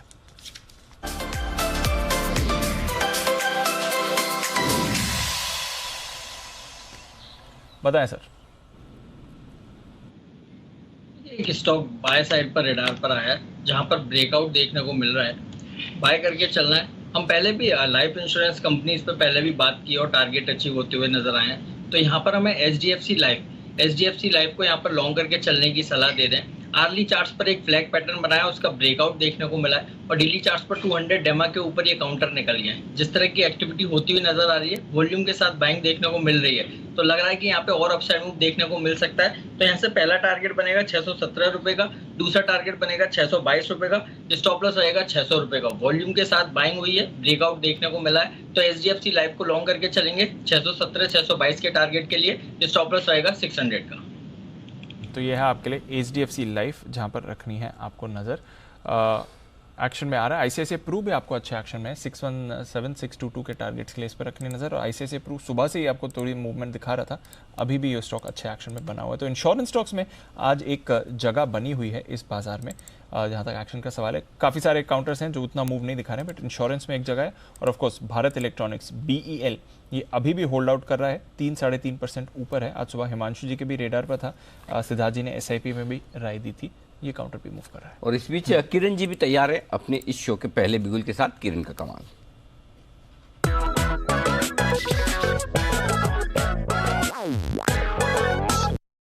बताएं किरण जी। अनिल जी, ऑप्शन स्ट्रेटेजी है BEL पे ही है, भारत इलेक्ट्रॉनिक्स। इसमें 245 का कॉल ऑप्शन लेने की सलाह है। अभी लगभग 9 रुपए के आसपास ट्रेड कर रहा है। 7.5 रुपए का स्टॉप लॉस रहेगा, यानी 1.5 रुपए का रिस्क रहेगा। पहला टारगेट 12 रुपए कल तक देखने को मिल जाना चाहिए। दूसरा टारगेट 14, वो भी कल तक देखने को मिल जाना चाहिए। काफी अच्छा चार्ट पैटर्न है। और अभी दीप ने भी आइडेंटिफाई किया था, दीप के नजर बहुत स्ट्रांग है। और जिस तरीके से ये ब्रेकआउट आ रहा है बहुत ही अच्छे वॉल्यूम्स के साथ, पिछला स्विंग टॉप तोड़ दिया है, तो मेरा मानना है कि ये टारगेट्स हासिल होते नजर आ जाने चाहिए। कल के लिए टारगेट्स 12 और 14। ओके, तो 12 और 14 के टारगेट के लिए BEL में करें खरीदारी। बिल्कुल अगला कुणाल जी राकेश जी के लिए चार्ट कॉर्नर का।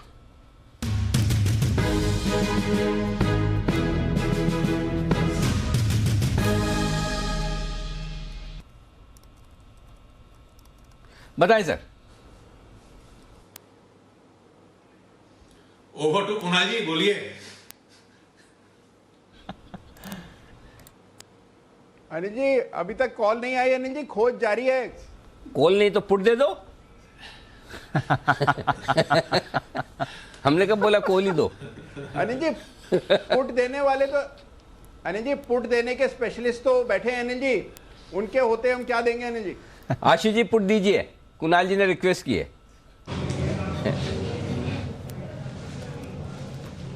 अनिल जी पुट नहीं, मैं तो बोल रहा हूँ कि सर ये रोज हम एक दिन ऑटो थीम की बात करते हैं, एक दिन IT थीम की बात करते हैं, फिर अगले दिन हम लाइफ इंश्योरेंस कंपनीज की बात कर रहे हैं। तो अनिल जी मुझे लगता है कि ये ना हर मतलब 2 दिन में देखिए ओवरऑल जो हमें व्यू लेना चाहिए वो मार्केट का लेना चाहिए। सेक्टोरल रोटेशन तो अनिल जी मतलब उसमें घुसते हैं तो अगले दिन एक दिन में तो मुझे नहीं लगता कि कोई रोटेशन कर पाता होगा। अभी अनिल जी मैं आज कल से देख रहा हूँ कि ये लाइफ इंश्योरेंस कंपनीज या इंश्योरेंस कंपनीज की मतलब थर्ड पार्टी वाला तो अलग है, बट ये लाइफ इंश्योरेंस कंपनीज की बात चल रही है। लाइफ इंश्योरेंस कंपनीज में कोई मुझे अप्रिसिएशन मोटी तौर पे कहीं नजर नहीं आई है। और अनिल जी सब लोग जो बात करते हैं ना कि इंडिया एज ए कंट्री और पॉपुलेशन, अनिल जी जितने हाउस होल्ड है, अगर मैं पॉपुलेशन को छोड़ दूं, अगर मैं सिर्फ हाउस होल्ड की बात करूं 30-40 करोड़ है, उससे ज्यादा पॉलिसीज है। तो अनिल जी टेक्निकली हर हाउस होल्ड LIC या मतलब लाइफ इंश्योरेंस पॉलिसी से कवर्ड है, तो कोई ऐसी दिक्कत नहीं है। दूसरा अनिल जी अभी भी हमारे देश में ना टर्म लोन का कल्चर नहीं है। कल्चर इसलिए क्योंकि अनिल जी पैसे नहीं होते लोगों के पास। अब हम बात करते हैं कि लोग 1 करोड़ का टर्म लोन पॉलिसी तो सब लेनी चाहिए, वो की मैन पॉलिसी 2 करोड़ की लेनी चाहिए। अनिल जी वो पॉलिसी कौन लेता है? जो ऑलरेडी करोड़पति होता है। जो करोड़पति होता है अनिल जी वो टर्म लोन ले भी लेता है, तो अगर वो मतलब कुछ हो जाए नहीं हो जाए फर्क नहीं होता। लेनी होती है 1 करोड़ की पॉलिसी जो 5 लाख 7 लाख रुपए की पर एनम सैलरी वाला होता है, वो तो ले नहीं पाता। तो अनिल जी टर्म लोन भी मतलब हम जो कुछ लोगों को देख के सोचते हैं ना कि इतनी बड़ी बड़ी काम चल रहे हैं,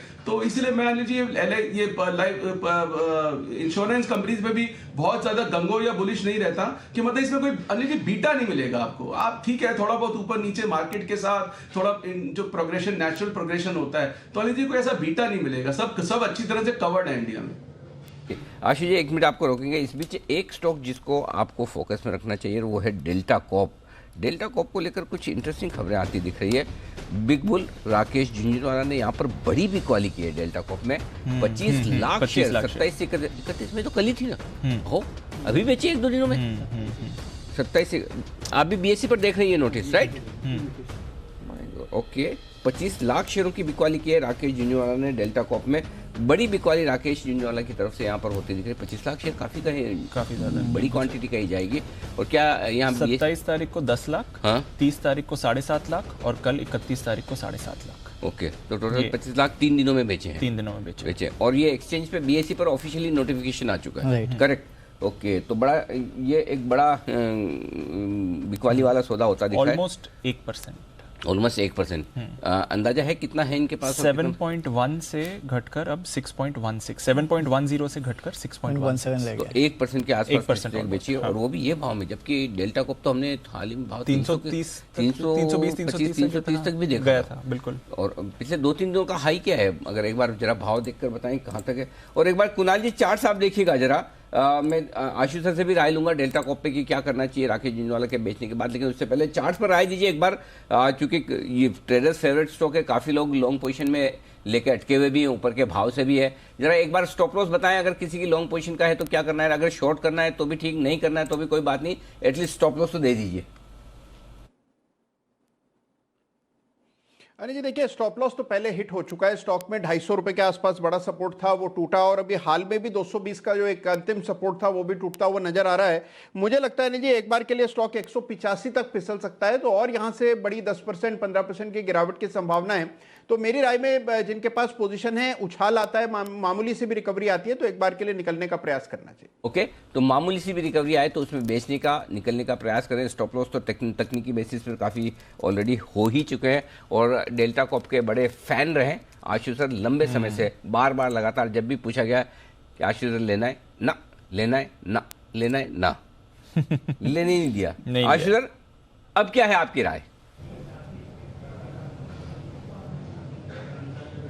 अनिल जी बहुत अच्छी चीज आपने पूछी है। अनिल जी मेरी तो राय वो डेल्टा पे जो आपने बार बार बोला ना, वो इसलिए थी, जो मैं दीपांशु को भी कई बार बोला, वो क्योंकि वो मार्केट पे थी और डेल्टा कोई एक्सेप्शन नहीं है। But having said that Anil ji 180 70-80 से हमने लेना शुरू किया था और ये 200 रुपए के भाव के आसपास आ गया। बहुत अच्छा भाव है मेरे हिसाब से। और अनिल जी इसका मैं एक और कारण बताता हूँ, यही राकेश झुंझुनवाला का नाम आया था कि 190 रुपए पे एनएमडीसी लेना शुरू किया, या उनका नाम आया था, तो एनएमडीसी का भाव देखो क्या है। यही राकेश झुंझुनवाला का नाम आया था सेल पे 110 रुपए पे, उसका भाव देखो क्या है। तो आई थिंक ये बहुत पहले से राकेश जी ने एक हाईलाइट की थी, जो सेलिब्रिटी इन्वेस्टर या ट्रेडर्स होते हैं, तो अनिल जी वो जरूरी नहीं होता, बल्कि मैं तो सोच रहा हूँ कि मतलब अगर एसोसिएट नाम होता है तो उल्टा होता है। और दूसरी चीज अनिल जी, जब बेचा भाव तब गिरना चाहिए था जब न्यूज आई। आज उस न्यूज से भाव नहीं गिरता अनिल जी। अगर बेचा तो माल खप गया, कहीं तो लिया है ना। तो अनिल जी अगर घटना चाहिए था तो वो जो न्यूज का जो सेलिंग का इफेक्ट था वो में आ चुका होगा। न्यूज का इफेक्ट से प्राइस नहीं घटता, सेलिंग के इफेक्ट से प्राइस घटता है। तो अनिल जी इस भाव पे मैं तो मतलब इस न्यूज के बाद ही बेचूंगा नहीं। ऑन द कॉन्ट्ररी 180 और 200 के बीच में बहुत अच्छा भाव आने वाला है। अगर आ जाता है, मैं तो 185 में मुझे नहीं लगता आएगा। अगर आ जाता है तो अनिल जी मैं डेफिनेटली इसमें बाइंग कॉल दूंगा। 185 पर आएगा तो हम आशीष सर से बाइंग कॉल ले लेंगे और आपको दिलवा देंगे। फिलहाल इंतजार करिए। आइए बढ़ते आगे, और अब वक्त है वसीम साहब से मुलाकात करने का।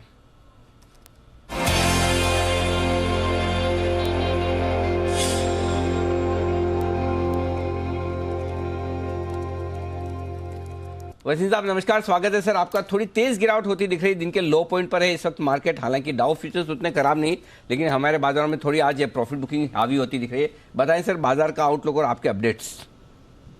गुड आफ्टरनून अनिल जी, बहुत अच्छा है ये जो आज जिन्होंने नीचे से पोजीशन बनाई या जो थे मिड कैप्स में या कईयों में अच्छी प्रॉफिट बुकिंग आई है, and this will weed the man out from the boys. तो आई एम वेरी श्योर ये आज की करेक्शन इज वेरी हेल्दी, और कल से वापस we should be looking upside. तो don't get disheartened, this is the time to put your money where your mouth is. Blue chips लीजिए। ब्लू चिप्स इस भाव पे इसलिए मिल रहे हैं क्योंकि कंसेंससली जिसकी लिक्विडिटी थी वो आज प्रॉफिट बुकिंग कर रहा है। तो मुझे कोई दो राय नहीं, हो सकता है लास्ट हाफ एन आवर में ये एक बहुत अच्छा पुल बैक आए, क्योंकि जो गैप था वो भरने आया था। Gap filling of gaps is actually bullish for the market. यहाँ पे अब मैं 2 पिक्स दूंगा। सुबह वाले कॉल्स मेरे बराबर हैं, आप देख रहे हैं डिफेंस के शेयर कैसे चल रहे हैं। तो अडानी एंटरप्राइज तो सबसे बिगेस्ट प्लेयर है जो ड्रोन में घुसने वाला है। अडानी, गोदरेज कंज्यूमर दोनों मेरे पिक्स हैं। सुबह वाला आपका अपोलो टायर वो 22 रुपए बिक गया था, उसमें आप प्रॉफिट ले गया तो ठीक है, नहीं तो रही है 18 रुपए। अब आपके लिए 2 पिक्स हैं अनिल जी, दोनों ब्लू चिप्स। चलिए 2 बेहतरीन ब्लू चिप्स खरीदारी करने की राय वसीम साहब की तरफ से 16,450 पर बताएं सर। अनिल जी हिंडाल्को 407 रुपए में यू कांट लूज मनी। 390 का स्टॉप लॉस, 450 का वापस टारगेट। 600 रुपए से लोग बाग लेने की चेष्टा कर रहे थे, अब मौका है। Now put your money where your mouth is. और दूसरा Infosys has bottomed out for all times. 1474 में लीजिए, stop loss of 1450, target of 1575, 100 रुपए की तेजी आपको खड़े पांव दिखेगी जब ये मार्केट कल घूमेगी या परसों घूमेगी। Infosys will lead the upside.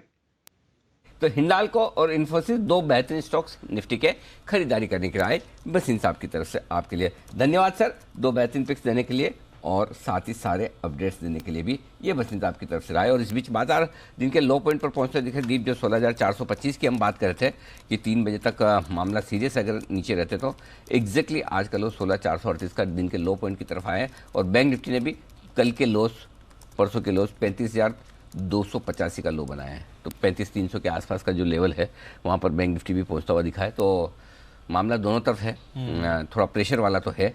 हालांकि डाउ फ्यूचर्स 150 पॉइंट अभी भी ऊपर है। जय ठक्कर तैयार है कैश का ऑप्शन।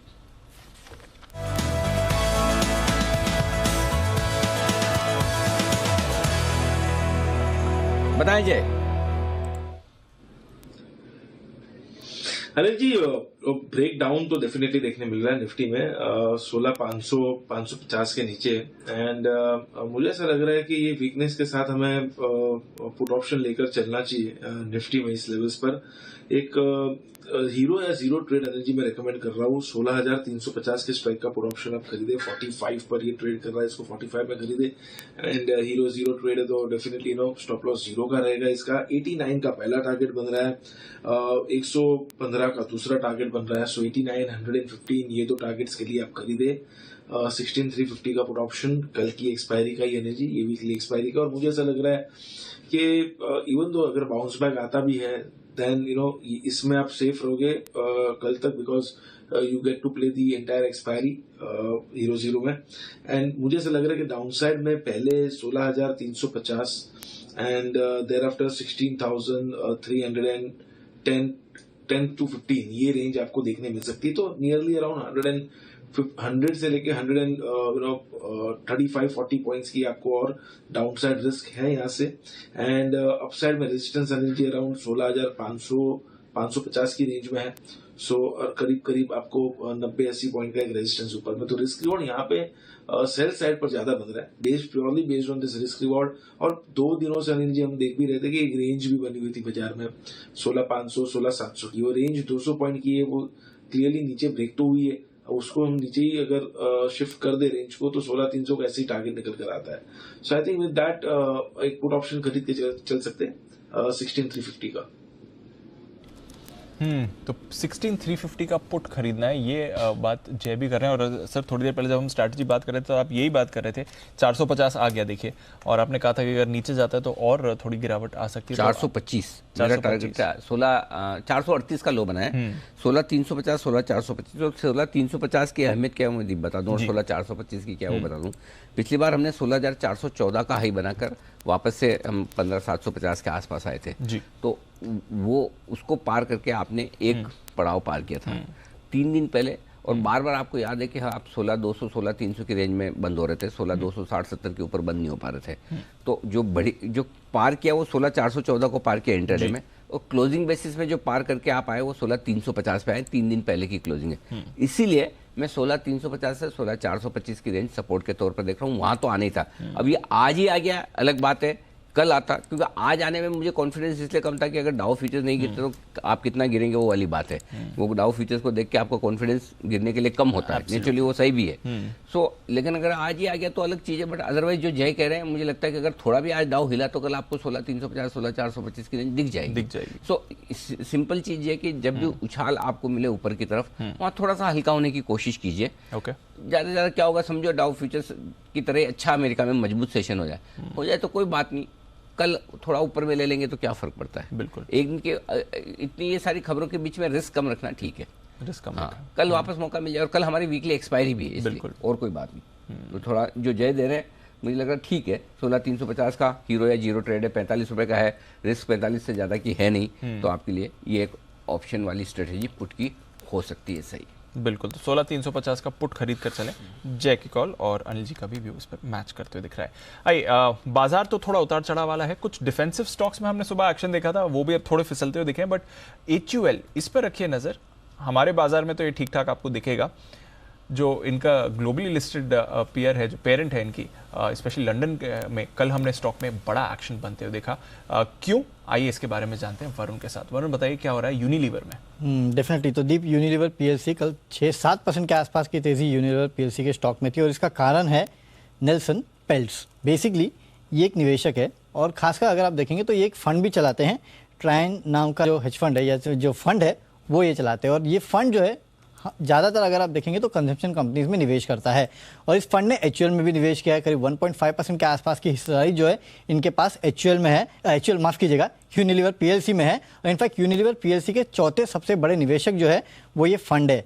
अब हुआ ये है कि दरअसल कल एक खबर आई कि नेल्सन पेल्ट्स जो है वो अब यूनिलीवर पीएलसी के बोर्ड में शामिल होंगे और इनफैक्ट इस कंपनी के बोर्ड के वो नॉन एग्जीक्यूटिव डायरेक्टर के पद पे शामिल होने वाले हैं।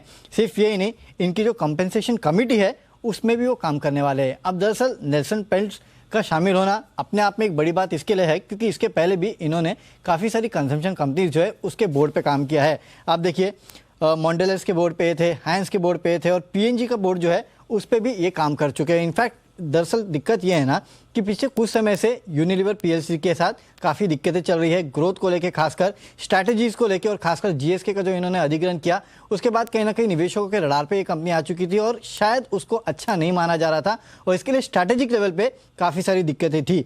लेकिन नेल्सन पेल्ट्स जो है उनको स्ट्रैटेजिक लेवल पे काफ़ी बेहतर माना जाता है। इनफैक्ट पीएनजी के बोर्ड पर जब वो 2017-18 में शामिल हुए थे उसके बाद पीएनजी में एक बड़ा टर्न अराउंड देखने मिला था और तब से अगर आप देखेंगे तो स्टॉक की प्राइस में करीब 90% के आसपास की तेजी जो है वो देखने मिली थी। इसके लिए मार्केट ने इसको काफ़ी पॉजिटिव समझा क्योंकि अब ये अगर यूनिलीवर के बोर्ड पे शामिल होते हैं तो काफ़ी सारे बड़े डिसीजंस जो है या फिर काफ़ी सारा टर्न अराउंड जो है वो ये कर सकते हैं और इसके चलते कल अपने स्टॉक में करीब 7% के आसपास की तेज़ी जो है वो देखिए। हालांकि एचयूएल पे इसका कितना इम्पैक्ट होगा वो कहना मुश्किल है, लेकिन नो डाउट यूनिलीवर पीएलसी के बोर्ड पे शामिल हुआ है वो अपने आप में बड़ी बात है।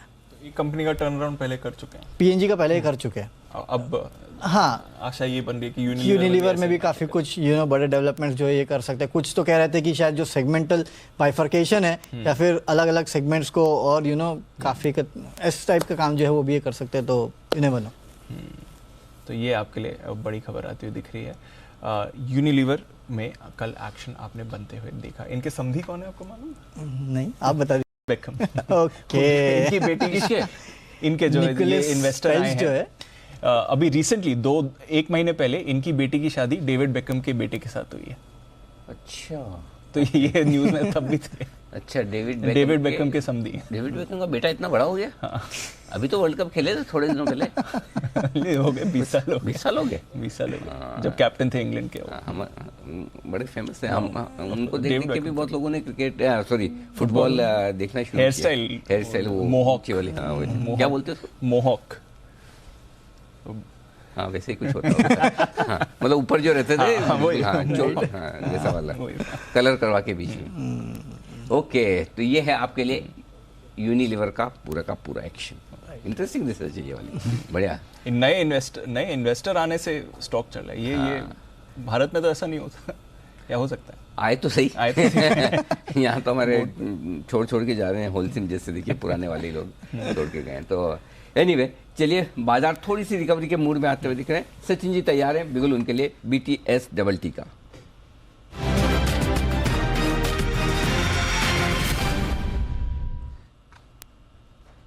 बताएं सर। अनिल जी, यहाँ पर खरीदारी करनी है वोल्टास के काउंटर में। जिस तरीके से इसका स्ट्रक्चर रहा है, एक अच्छे कंसोलिडेशन के बाद वापस एक अपमूव ट्रिगर होनी चाहिए। सो 1040 एक बैरियर है, अगर ये ब्रेक हो जाता है तो लगभग 1095 के पहले कोई मेजर हर्डल नहीं है। सो खरीदारी करनी है वोल्टास के फ्यूचर्स में। स्टॉप लॉस आपको यहाँ से लगाना है अराउंड 1022 पर। वोल्टास पर करनी है खरीदारी। इतनी सारी सेल कॉल्स के बीच आपके लिए एक बाय कॉल आ रही है। सबसे टारगेट फिर से बताएंगे? 1095 का होगा टारगेट एंड 102 का स्टॉप लॉस। ये है सचिन जी की पसंद। इस बीच आशु सर की तरफ से एक और कॉल है तैयार। बिगुल स्विंग के सुल्तान आशु मदान।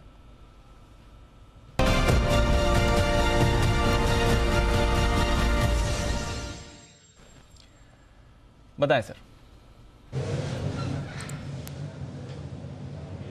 दीपांशु, एक्चुअली मैं ये अनिल जी और जय से इंस्पायर होकर एक स्प्रेड दे रहा था। मैं अनिल जी को कहना चाहता था कि अनिल जी ने कहा कि कल ये हो सकता है, तो अनिल जी इंस्टेड ऑफ प्लेन मतलब हर व्यू का मतलब एक कन्वर्जन होता है, इसको मैं स्प्रेड पे करता हूं ताकि पैसे ना लगे। तो अनिल जी अगर किसी को उस व्यू जो अभी आपने व्यू शेयर किया उसके लिए प्ले करना है तो अनिल जी 16,400 की एक पुट लेनी चाहिए जो भी भाव हो, और 16,300 की 2 बेचनी चाहिए। इसमें अनिल जी 0 कॉस्ट लगेगी। अभी तो 2 रुपए का क्रेडिट था इसके अंदर जैसे हमने बुल स्प्रेड में बनाया।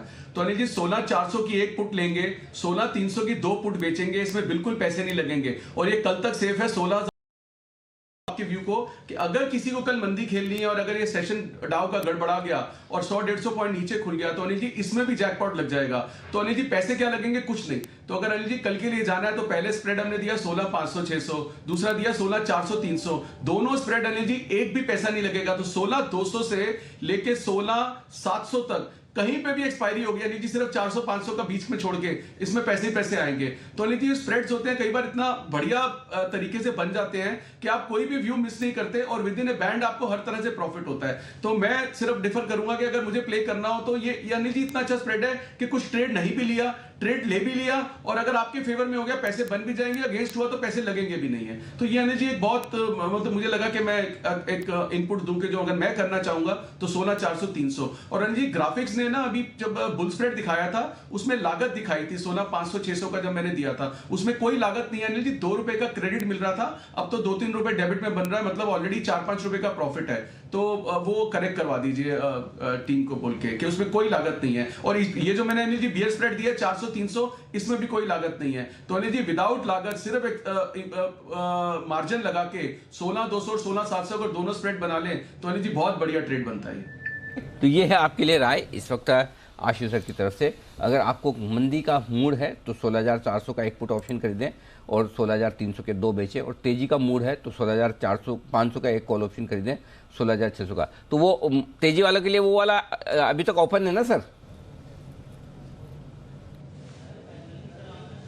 बिल्कुल ओपन है अनिल जी, दोनों। मैं तो कह रहा हूं दोनों तेजी मंदी नहीं, ये तो अनिल जी बेसिकली क्या है कि ये थीटा स्कैल्पिंग ही है विद थ्रू रेशियो स्प्रेड और कुछ नहीं है। और अनिल जी अगर बैंड के बीच में पकड़ लेंगे, क्योंकि अनिल जी मैं इंडेक्स वाइज मैंने बताया कि 500-600 में मैं कंसोलिडेशन बोल रहा हूं, अभी 500 टूट के 450 तक आया फिर 500 हो गया। तो मैंने अभी आपको एक चीज बिल्कुल हाईलाइट की थी कि 500-600 की कंसोलिडेशन अभी ऑन है। ये 25-50 पॉइंट जो अभी 2:15 बजे टूटे हैं, 3-3:30 बजे क्या होंगे मुझे नहीं पता, तो उसके लिए स्प्रेड है। सिमिलरली अनिल जी जो ये 450 की गिरावट है, सडनली आईवीज बढ़ी और लगने लग गया कल खराब होगा, उसके लिए भी अनिल जी चीज ऐसी करनी चाहिए कि प्रीमियम नहीं जाए जेब से अनिल जी, पैसे नहीं लगने चाहिए। क्योंकि अनिल जी एक दिन का मार्केट है और एक दिन के मार्केट में अगर मैं प्लेन वनीला कॉल पुट लेता हूं तो थीटा डिके कैसे होता है, एक घंटे में थीटा डिके होता है अनिल जी। तो उसको प्रोटेक्ट करने के लिए और मार्केट के व्यू को प्ले करने के लिए उसको मैं स्प्रेड में कन्वर्ट करता हूं अनिल जी। आई थिंक मतलब आप थीम तो पूरा जानते ही हैं, but I thought still I will explain के रीजन क्या है। परफेक्ट, बहुत ही बढ़िया। तो ये है आपके लिए राय। और घूम फिर के वापस 16,500 की तरफ आते हुए दिख रहे हैं निफ्टी पर हम, और बैंक निफ्टी पर 35,500 के आसपास तो थोड़ी रिकवरी आती हुई दिख रही है, हरे निशान में लौटता हुआ बैंक निफ्टी तो एकदम परफेक्ट सपोर्ट लेवल के आसपास से रिकवरी के भी संकेत आते हुए दिख रहे हैं। सुमित जी तैयार है बिगुल के लिए? बिगुल के साथ करते हैं उनका स्वागत एक्सपायरी का ऑप्शन सुमित जी की तरफ से।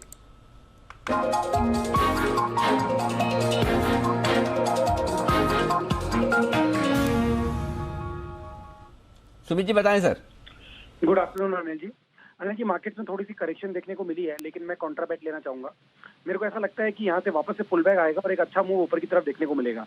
तो निफ्टी बैंक निफ्टी दोनों में से अगर किसी एक को चुनना है तो मैं यहाँ पे बैंक निफ्टी को सिलेक्ट करूंगा, क्योंकि बैंक निफ्टी में थोड़ी स्ट्रेंथ ज्यादा है compare to Nifty. No doubt ऊपरी लेवल से बैंक निफ्टी ने भी करेक्शन दिखाया है। तो यहाँ पे बैंक निफ्टी का 35,500 का कॉल जो कि अभी 211 रुपए पे ट्रेड कर रहा है, इसको लेने का सलाह रहेगा।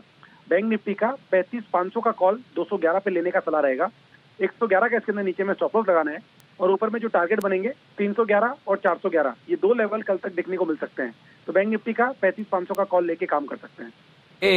बैंक निफ्टी में खरीदारी करने की राय 211 का कॉल ऑप्शन खरीदिए, 35,500 का कॉल ऑप्शन खरीदिए, 211 में 111 का स्टॉप लॉस, 311 411 ठीक वैसे ही है जैसा सुबह आपको बताया था। बैंक निफ्टी का 35,600 का कॉल ऑप्शन 201 में खरीदना है, 101 का स्टॉप लॉस, 301 401, तो ताकि याद रखें खाली इसमें एक की जगह 11, बाकी वो तो लिफाफा लेवल ही है, सब कुछ सेम टू सेम आपके लिए इस वक्त इस वक्त। और एक और चीज़, BEL कमाल करता हुआ दिख रहा है। किरण जी ने अभी दिया है आपको बाय कॉल भी, और सुबह हिमांशु जी ने दिया था 238 पर, तो 245 और 249 के टारगेट जो हिमांशु जी के थे उनकी तरफ से अपडेट आ गया है, टारगेट हिट हो चुका है हिमांशु जी का।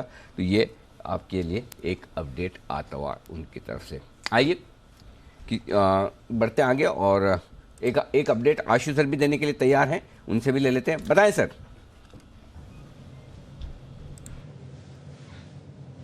अनिल जी, आज इंडेक्स की ट्रेडिंग में सब में व्यू में अपडेट्स नहीं दिए थे।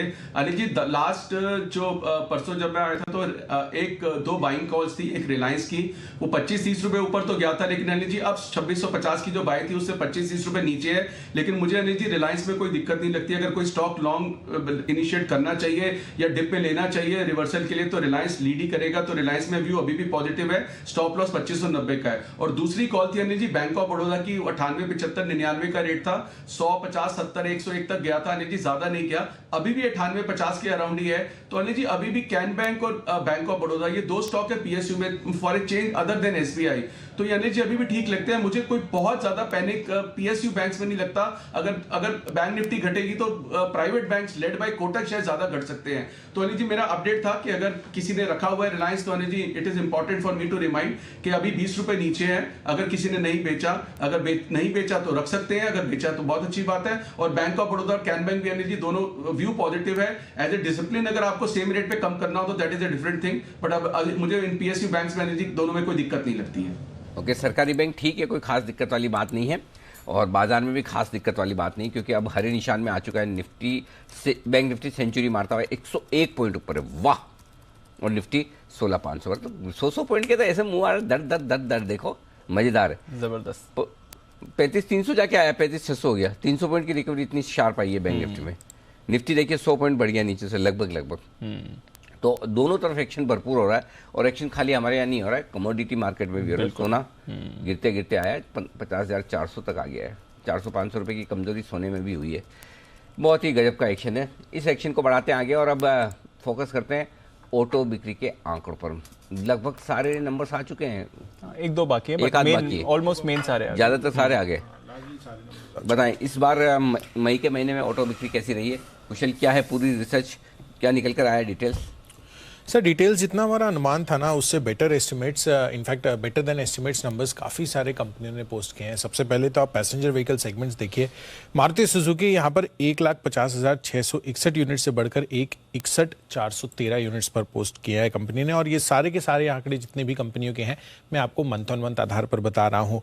1,61,400 यूनिट्स यहाँ पर पोस्ट किए गए हैं, 1,53,000 यूनिट्स का हमारा अनुमान था तो उसको बीट किया। साथ ही महिंद्रा एंड महिंद्रा यहाँ पर भी जो यूनिट्स आए हैं 53,726 यूनिट्स, ये कुल ऑटो बिक्री इनके आती हुई दिख रही है। 47,500 यूनिट्स का हमारा एस्टिमेट था। और टाटा मोटर्स भी पीछे नहीं था, यहाँ पर भी कंपैरेटिवली अच्छा प्रदर्शन रहा है। करीब 2,000 यूनिट्स इन्होंने ज़्यादा बेचकर 43,341 यूनिट्स कंपनी ने बेचे हैं। कमर्शियल व्हीकल सेगमेंट यहाँ पर भी अनुमान से बेहतर प्रदर्शन अक्रॉस द बोर्ड आता हुआ दिख रहा है, जिसमें अशोक लेलैंड बेहतरीन तेजी यहाँ पर इनकी मई महीने की ऑटो बिक्री में आते हुए दिख रहे हैं। 13,273 यूनिट्स 11,500 के अनुमान के मुकाबले। साथ ही 5300 का अनुमान था हमारा आइशर मोटर्स VCV का, उस वहाँ पर भी अच्छा प्रदर्शन है, 5637 यूनिट्स का। टाटा मोटर्स यहाँ पर जो कुल CV बिक्री है 32,800 यूनिट से ज़्यादा यहाँ पर बिक्री हुई है, 30,800 यूनिट्स का ही केवल हमारा अनुमान था। तो तीनों कंपनियों ने अच्छा प्रदर्शन किया है। हालांकि टू व्हीलर स्पेस यहाँ पर मिक्स बैग रहा है। TVS मोटर्स ने तो अच्छा प्रदर्शन किया है, जहाँ पर टू व्हीलर बिक्री 2,75,000 का हमारा अनुमान था, उसके मुकाबले 2,87,000 बेचने में कंपनी सफल रही है। जबकि बजाज ऑटो आज देखिए क्लियर कट अंडर परफॉर्मर रहा है, 4-4.5% की गिरावट रही है। और इसकी सबसे बड़ी वजह यही बन रही है कि जो परफॉर्मेंस आती हुई दिख रही है टू व्हीलर बिक्री की 2,50,000 यूनिट्स पर लगभग कंपनी ने दर्ज किए हैं। हमारा अनुमान 2,70,000 यूनिट्स का था, तो वहां पर बड़ा डीप कट आता दिख रहा है। और साथ ही ट्रैक्टर्स बिक्री में एस्कॉर्ट जो सबसे पहले नंबर्स आज सुबह आते हुए दिखे थे, लेस देन एस्टिमेट्स नंबर्स यहाँ पर भी है, 7,700 यूनिट्स का अनुमान था। और यहाँ पर कहीं ना कहीं ओवरऑल कंपनी के प्रदर्शन बहुत अच्छा नहीं हमें देखने को मिला था। बट महिंद्रा एंड महिंद्रा यहाँ पर बेटर देन एस्टिमेट्स नंबर है, डेफिनेटली 30,000 यूनिट्स का अनुमान था और 35,722 यूनिट्स ट्रैक्टर्स जो है यहाँ पर ये बेचते हुए नजर आए थे। तो overall tractors mix bag, two wheelers mix bag, but passenger vehicles और कमर्शियल व्हीकल्स बेहतरीन प्रदर्शन। तो पैसेंजर व्हीकल्स और कमर्शियल व्हीकल्स की तरफ से आपने बेहतरीन प्रदर्शन आते हुए देखा है। ऑटोज इस रिकवरी में सबसे आगे भी रहे हैं। आज थोड़ी मुनाफा वसूली हमने अक्रॉस ऑटोज देखी है, बट अदरवाइज बढ़िया एक्शन ऑटो काउंटर्स में रहा है और मारुति की तरफ से अच्छे नंबर्स आए हैं। टाटा मोटर्स जो सुबह हम बात कर रहे थे वहाँ से भी अच्छा प्रदर्शन रहा है। M&M पर भी रखे नज़र, मूव बढ़िया वहाँ पर आती हुई दिखी और इनफैक्ट आउट परफॉर्मिंग स्टॉक रहा है M&M इस एंटायर स्पेस से भी। आइए एक M&M पर चार्ट चेक भी लिया जाए। 1000 के ऊपर गया था और काफ़ी बुलिश टारगेट्स भी आए हैं। सचिन जी, M&M का चार्ट कैसा दिखता है ये? दीपांशु, काफ़ी स्ट्रॉन्ग ट्रेंड रही है। इनफैक्ट एक काफ़ी बड़ा आउट परफॉर्मर है। जिस तरीके से अभी भी कोट्स आ रहे हैं, मुझे लग रहा है यहाँ पर बिल्कुल भी मुनाफा वसूली नहीं करनी चाहिए जब तक अपने प्रीवियस डे स्विंग लो के नीचे स्टॉक स्लिप नहीं होता। तो लगभग जिस तरीके से इसने 1015 के ऊपर आज का लो रखा हुआ है, मुझे लग रहा है उसी पर्टिकुलर स्टॉप लॉस के साथ पोजीशंस को बरकरार रखना चाहिए। जैसे ही 1085 का लेवल निकल जाता है तो मुझे लग रहा है 1140 के आसपास के स्विंग काफ़ी कंफर्टेबली इसी एक्सपायरी में नज़र आने चाहिए। तो डेफिनेटली इस पे राइड करने की सलाह होगी। अगर डिक्लाइंस आते भी है, कंसोलिडेशन होता भी है, तो वहाँ पर भी खरीदारी करने की ही सलाह होगी। ओके, तो ये है आपके लिए राय जहाँ तक M&M का सवाल है। अच्छी परफॉर्मेंस इस काउंटर से आई। इस बीच जो बाजार में रिकवरी आ रही है उसमें कुछ काउंटर्स सामने निकल कर आ रहे हैं। कोटक बैंक, इसमें एक अच्छी स्पाइक आपको आती हुई दिखी है और देखिए किस तरह से स्पाइक कर रहा है कोटक बैंक। इस समय बढ़िया मूव इस पर आ रही है। JSW स्टील मूव दिखा रहा है। HDFC बैंक में थोड़ी थोड़ी खरीदारी आई है। HDFC रिलायंस इंडस्ट्रीज भी थोड़ा पार्टिसिपेट कर रहे हैं। एक्सिस बैंक भी एक्शन में आए हैं। जय, जरा कोटक का चार्ट देखें। रिकवरी में इस समय थोड़ा एक्शन बन रहा है कोटक पर। बिल्कुल, दीपांशु, इनफैक्ट बैंक लेड ये रिकवरी हमें देखने मिल रही है। एंड जो हिसाब से कोटक में 1835 1840 के लेवल्स को जो होल्ड आउट किया उसके 200 डेमोक और वहां से रिकवर कर रहा है। आई थिंक इमीडिएट बेसिस पर अब वही 1835-40 के लेवल्स के ऊपर अगर टिकता है तो इसमें बाउंस और आपको कंटिन्यू होते हुए देखने मिल सकता है लगभग 1890-1900 के लेवल्स तक। तो ये शॉर्ट टर्म में फिर से, हालांकि मैं कहूंगा जो 1950 के लेवल्स निकले थे कोटक के, अब वो निकलने थोड़े डिफिकल्ट लग रहे हैं बिकॉज ये प्रीवियस में भी रैली में भी 1950-1970 के आसपास अटका था, अभी भी 1950 के आसपास अटका। सो वहां तक जाएगा कि नहीं पता नहीं, बट देन 1890-1900 तक तो ये जा ही सकता है। सो यहाँ से आपको और लगभग 2-3% का अप्रूव कोटक में देखने मिल सकता है। और बैंक में इनफैक्ट मैं डेफिनेटली कहूंगा कि एक रिकवरी अच्छी देखने मिल रही है। बैंक्स में एक अच्छी रिकवरी आपको देखने को मिल रही है। बैंक निफ्टी से ही आपको लीडरशिप इस समय आती हुई दिख रही है बाजार की। 150 पॉइंट ऊपर अब बैंक निफ्टी आपको दिख रहा है, तो यहाँ से आप और अच्छा मूवमेंट देख रहे हैं जहाँ तक सवाल है। तो स्टॉक्स हैं एक्शन में आ रहे हैं और रिकवरी में पार्टिसिपेट भी कर रहे हैं। इसमें एक कैश का स्टॉक पुलअप करते हैं, टिमकेन इंडिया। जरा इसको देखिए, जबरदस्त स्पाइक टिमकेन इंडिया में आ रहा है। आज के लिए तो काम हो गया, ऑलमोस्ट 19% ऊपर है टिमकेन इंडिया, बट डेफिनेटली एक बड़ी मूव इस पर आपको आती हुई दिखेगी। कोशिश करते हैं ढूंढने की अगर कोई ट्रिगर है या नहीं, बट तब तक कुणाल जी एक बार जरा चार्ट देखिए टिमकेन इंडिया। आज के लिए तो काम हो गया, बट वैसे क्या चल रहा है सर इसमें? देखिए सुपर चार्ट है दीपांशु, स्टॉक लगातार आउट परफॉर्म कर रहा है। कुछ सत्र पहले गैप अप हुआ था, इसमें काफी करेक्शन भी आया, उसके बाद एक गैप अप हुआ और उसके बाद सीधा रॉकेट की तरह ऊपर स्टॉक जा रहा है। तो जिनके पास भी है बिल्कुल बने रहने की राय है। अनचार्टेड टेरिटरी में स्टॉक चल रहा है, मुझे लगता है 3000 के पार जाएगा। और डिस्क्लेमर इसमें दीपांशु है कि मेरा निजी निवेश भी है और पहले भी मैं इस पर खरीदारी की राय दे चुका हूं। टिमकेन इंडिया पर रखिए नजर। आइए एक बिल्कुल किरण जी के लिए, किरण का कमाल।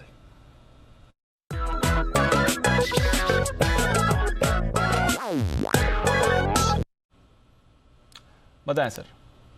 दीप, थोड़ी देर पहले BEL पे कॉल ऑप्शन स्ट्रेटेजी दी थी। अभी लगभग अगर एक लॉट किसी ने किया होता तो 8,000 रुपए का फायदा हो रहा है। मैं मानता हूं कि जहां पे मैंने रिकमेंडेशन दिया था तब कॉल ऑप्शन की वैल्यू 9 रुपए थी, तो 9 रुपए के आसपास आपका स्टॉप लॉस होना चाहिए। ट्रेलिंग स्टॉप लॉस का इस्तेमाल करने की सलाह है। ये तो अपडेट। अभी जो मैं कॉल ऑप्शन दे रहा हूं वो है बंधन बैंक का। बंधन बैंक का 330 का कॉल ऑप्शन, बंधन बैंक का 330 का कॉल ऑप्शन अभी 17 रुपए 30 पैसे पे मिल रहा है, वो बाय करना है। आपका स्टॉप लॉस 15 रुपए का रहना चाहिए, यानी 2 रुपए का आपका स्टॉप लॉस रहेगा। और टारगेट्स के लिए कल तक आपको 24 रुपए और 26 रुपए ये देखने को मिलेंगे। इसके पीछे जो टेक्निकल्स देखने को मिल रहा है वो इतना अच्छा है कि जहां पे बैंक सारे गिर रहे थे ये बिल्कुल नहीं गिरा, और जिस मोमेंटम से ये strong move up move I, तो मेरा मानना है कि ये स्पॉट में 340 345 तक जाने की मैं उम्मीद लगा के रखा हूं बंधन बैंक में। तो मेरा मानना है कि 24 के पहले प्राइमरी टारगेट्स आपको बंधन बैंक में जरूर आते नजर आ जाएंगे।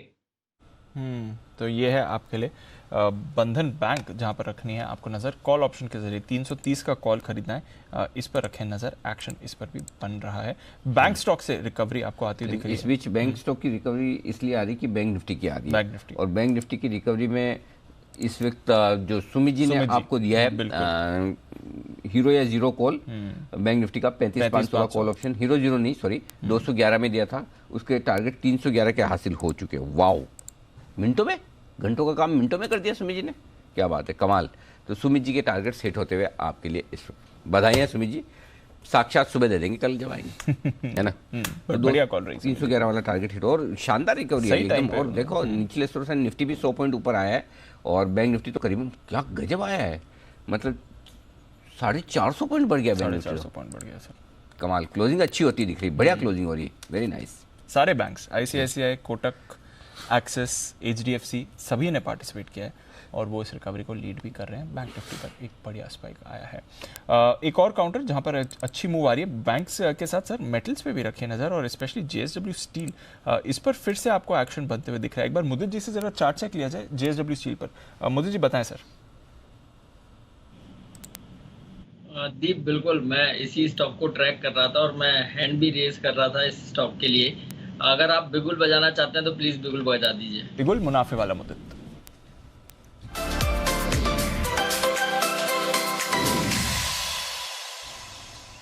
बताएं सर।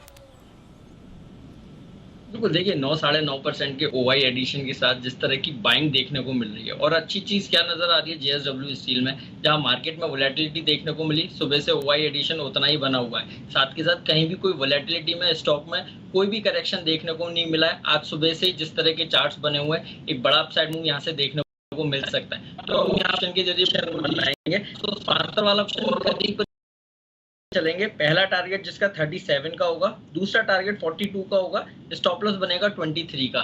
चार्ट्स पे डीप करेक्शन के बाद जो कंसोलिडेशन था, उस कंसोलिडेशन में स्टॉक में एक फ्लैग पैटर्न बनाया, उसका ब्रेकआउट आज के सेशन में आया है।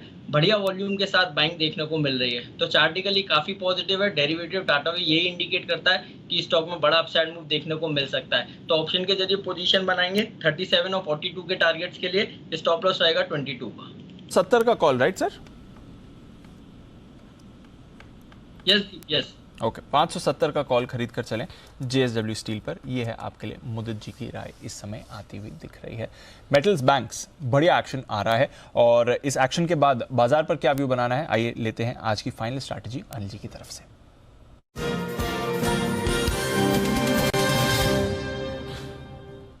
बहुत ही वॉलेटाइल बाजार हो रहा है, दोनों तरफ के ट्रेड टारगेट्स और गलत साइड पर तो स्टॉप लॉस, मतलब दोनों में टाइम नहीं लग रहा। अगर सही जगह आपने पकड़ा है तो टारगेट तुरंत हिट हो रहा है, गलत साइड पकड़ा तो स्टॉप लॉस तुरंत हिट हो रहा है।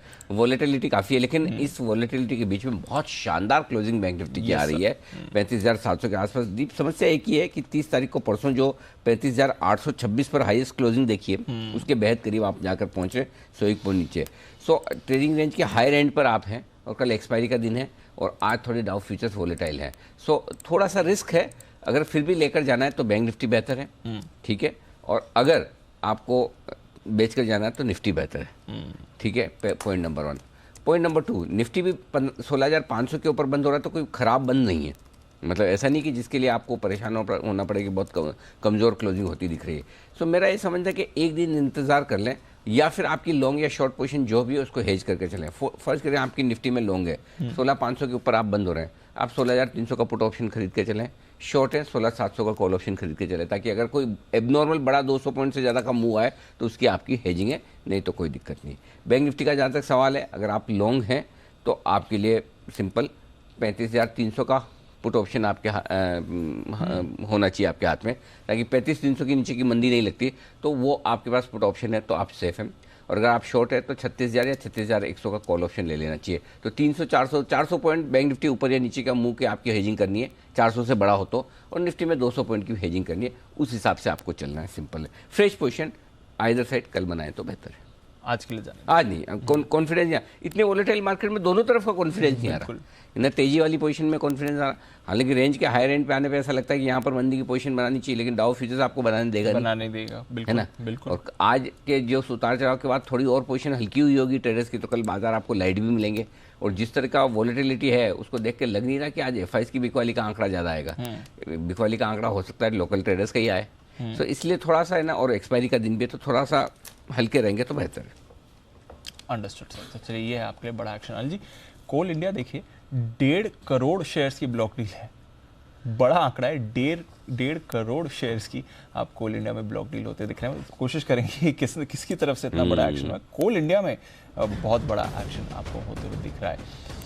एक बार चार्ट्स पर भी राय ली जाए और इस एक्शन के बाद स्टॉक पर भी थोड़ा मूवमेंट है, 2% ऊपर है कोल इंडिया। बड़ी ब्लॉक डील होती है दिख रही है। बंसल जी जरा एक बार चार्ट देखें कोल इंडिया के, 1.5 करोड़ शेयर्स की ब्लॉक डील सर।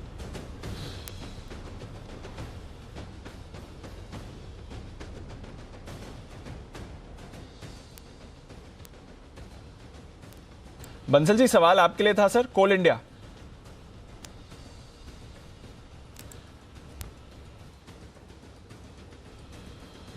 आइए एक बार जरा किरण जी से राय ले लें। किरण जी जरा आप ही एक बार चार्ट देख लें सर, कोल इंडिया।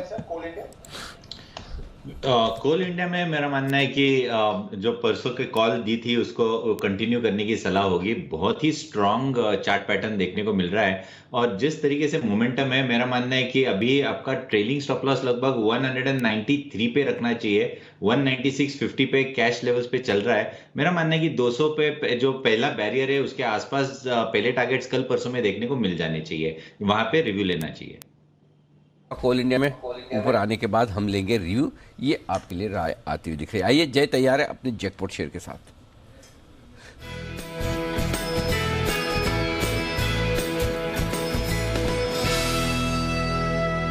बताएं जय।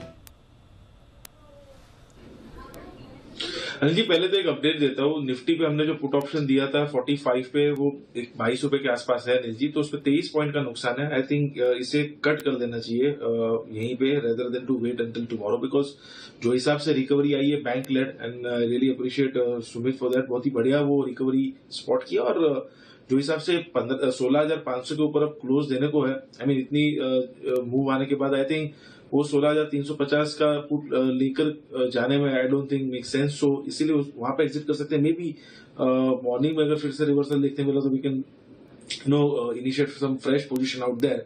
अदरवाइज यहाँ पे तो काट कर जा सकते हैं। और इनफैक्ट बैंकिंग में जो हिसाब से रिकवरी देखने मिल रही है, आई थिंक इस तरह से क्लोजिंग में there is quite a possibility कि कल मॉर्निंग में भी कंटिन्यू हो अनिल जी। एंड इसीलिए सीयूबी का कॉल ऑप्शन मैं रिकमेंड कर रहा हूँ 145 के स्ट्राइक का। सीयूबी में सिटी यूनियन बैंक में जबरदस्त एक ब्रेकआउट हमें देखने मिल रहा है। इनफैक्ट टेक्निकली एक चीज देखो तो एक inverse head and shoulders pattern का भी ब्रेकआउट है। वॉल्यूम जबरदस्त देखने मिले थे आज 2 दिन पहले। 5 रुपए 10 पैसे 5 रुपए 30 पैसे के आसपास एनर्जी ट्रेड कर रहा है। 145 का कॉल यहाँ पे आप स्टॉप लॉस लगाए 3 रुपीज पर, एंड टारगेट्स इसके एनर्जी निकल कर आ रहे हैं 9 एंड 14, 9 से लेकर 14 रुपए तक के लेवल्स इनफैक्ट निकल कर आ रहे हैं। बिकॉज ब्रेकआउट बहुत ही जबरदस्त आज ही देखने मिल रहा है। वॉल्यूम्स तो 2-3 दिन पहले देखने मिल रहे थे। एंड 200 डेमा के ऊपर भी ये स्टॉक निकल रहा था। आई थिंक स्पॉट में जो नेक्स्ट लेवल यहाँ पे बन रहा है that is 150 and thereafter 153। तो ये है आपके लिए 145 का कॉल खरीदना है सिटी यूनियन बैंक। एक और बैंक शेयर जो आपके रेडार पर रहना चाहिए।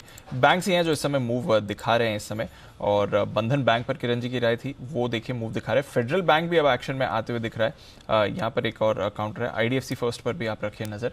बैंकिंग शेयर्स में अच्छी रिकवरी इस समय बनती हुई दिख रही है, जिसकी वजह से बाजार भी ऊपर गए हैं इस समय। एक भारत इलेक्ट्रॉनिक्स पर भी बात कर रहे थे किरण जी, कोई अपडेट? भारत इलेक्ट्रॉनिक्स पर भी एक स्पाइक आया, कुछ लेवल्स चेंज करने सर इसमें?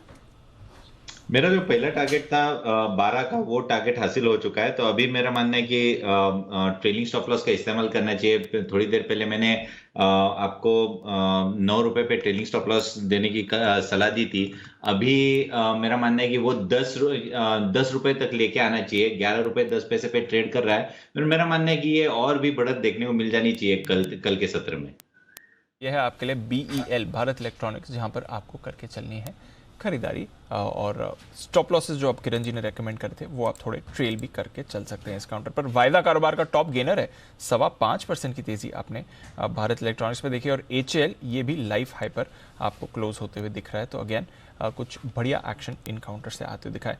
वोल्टास की अभी बात हम कर ही रहे थे, वोल्टास पर भी एक मूव आई है। पॉलीकैब ये एक और काउंटर है जिस पर एक स्पाइक बनते हुए दिखा है। जय, एक क्विक कॉल, जरा पॉलीकैब पर भी देखें 2500 के लेवल्स के ऊपर।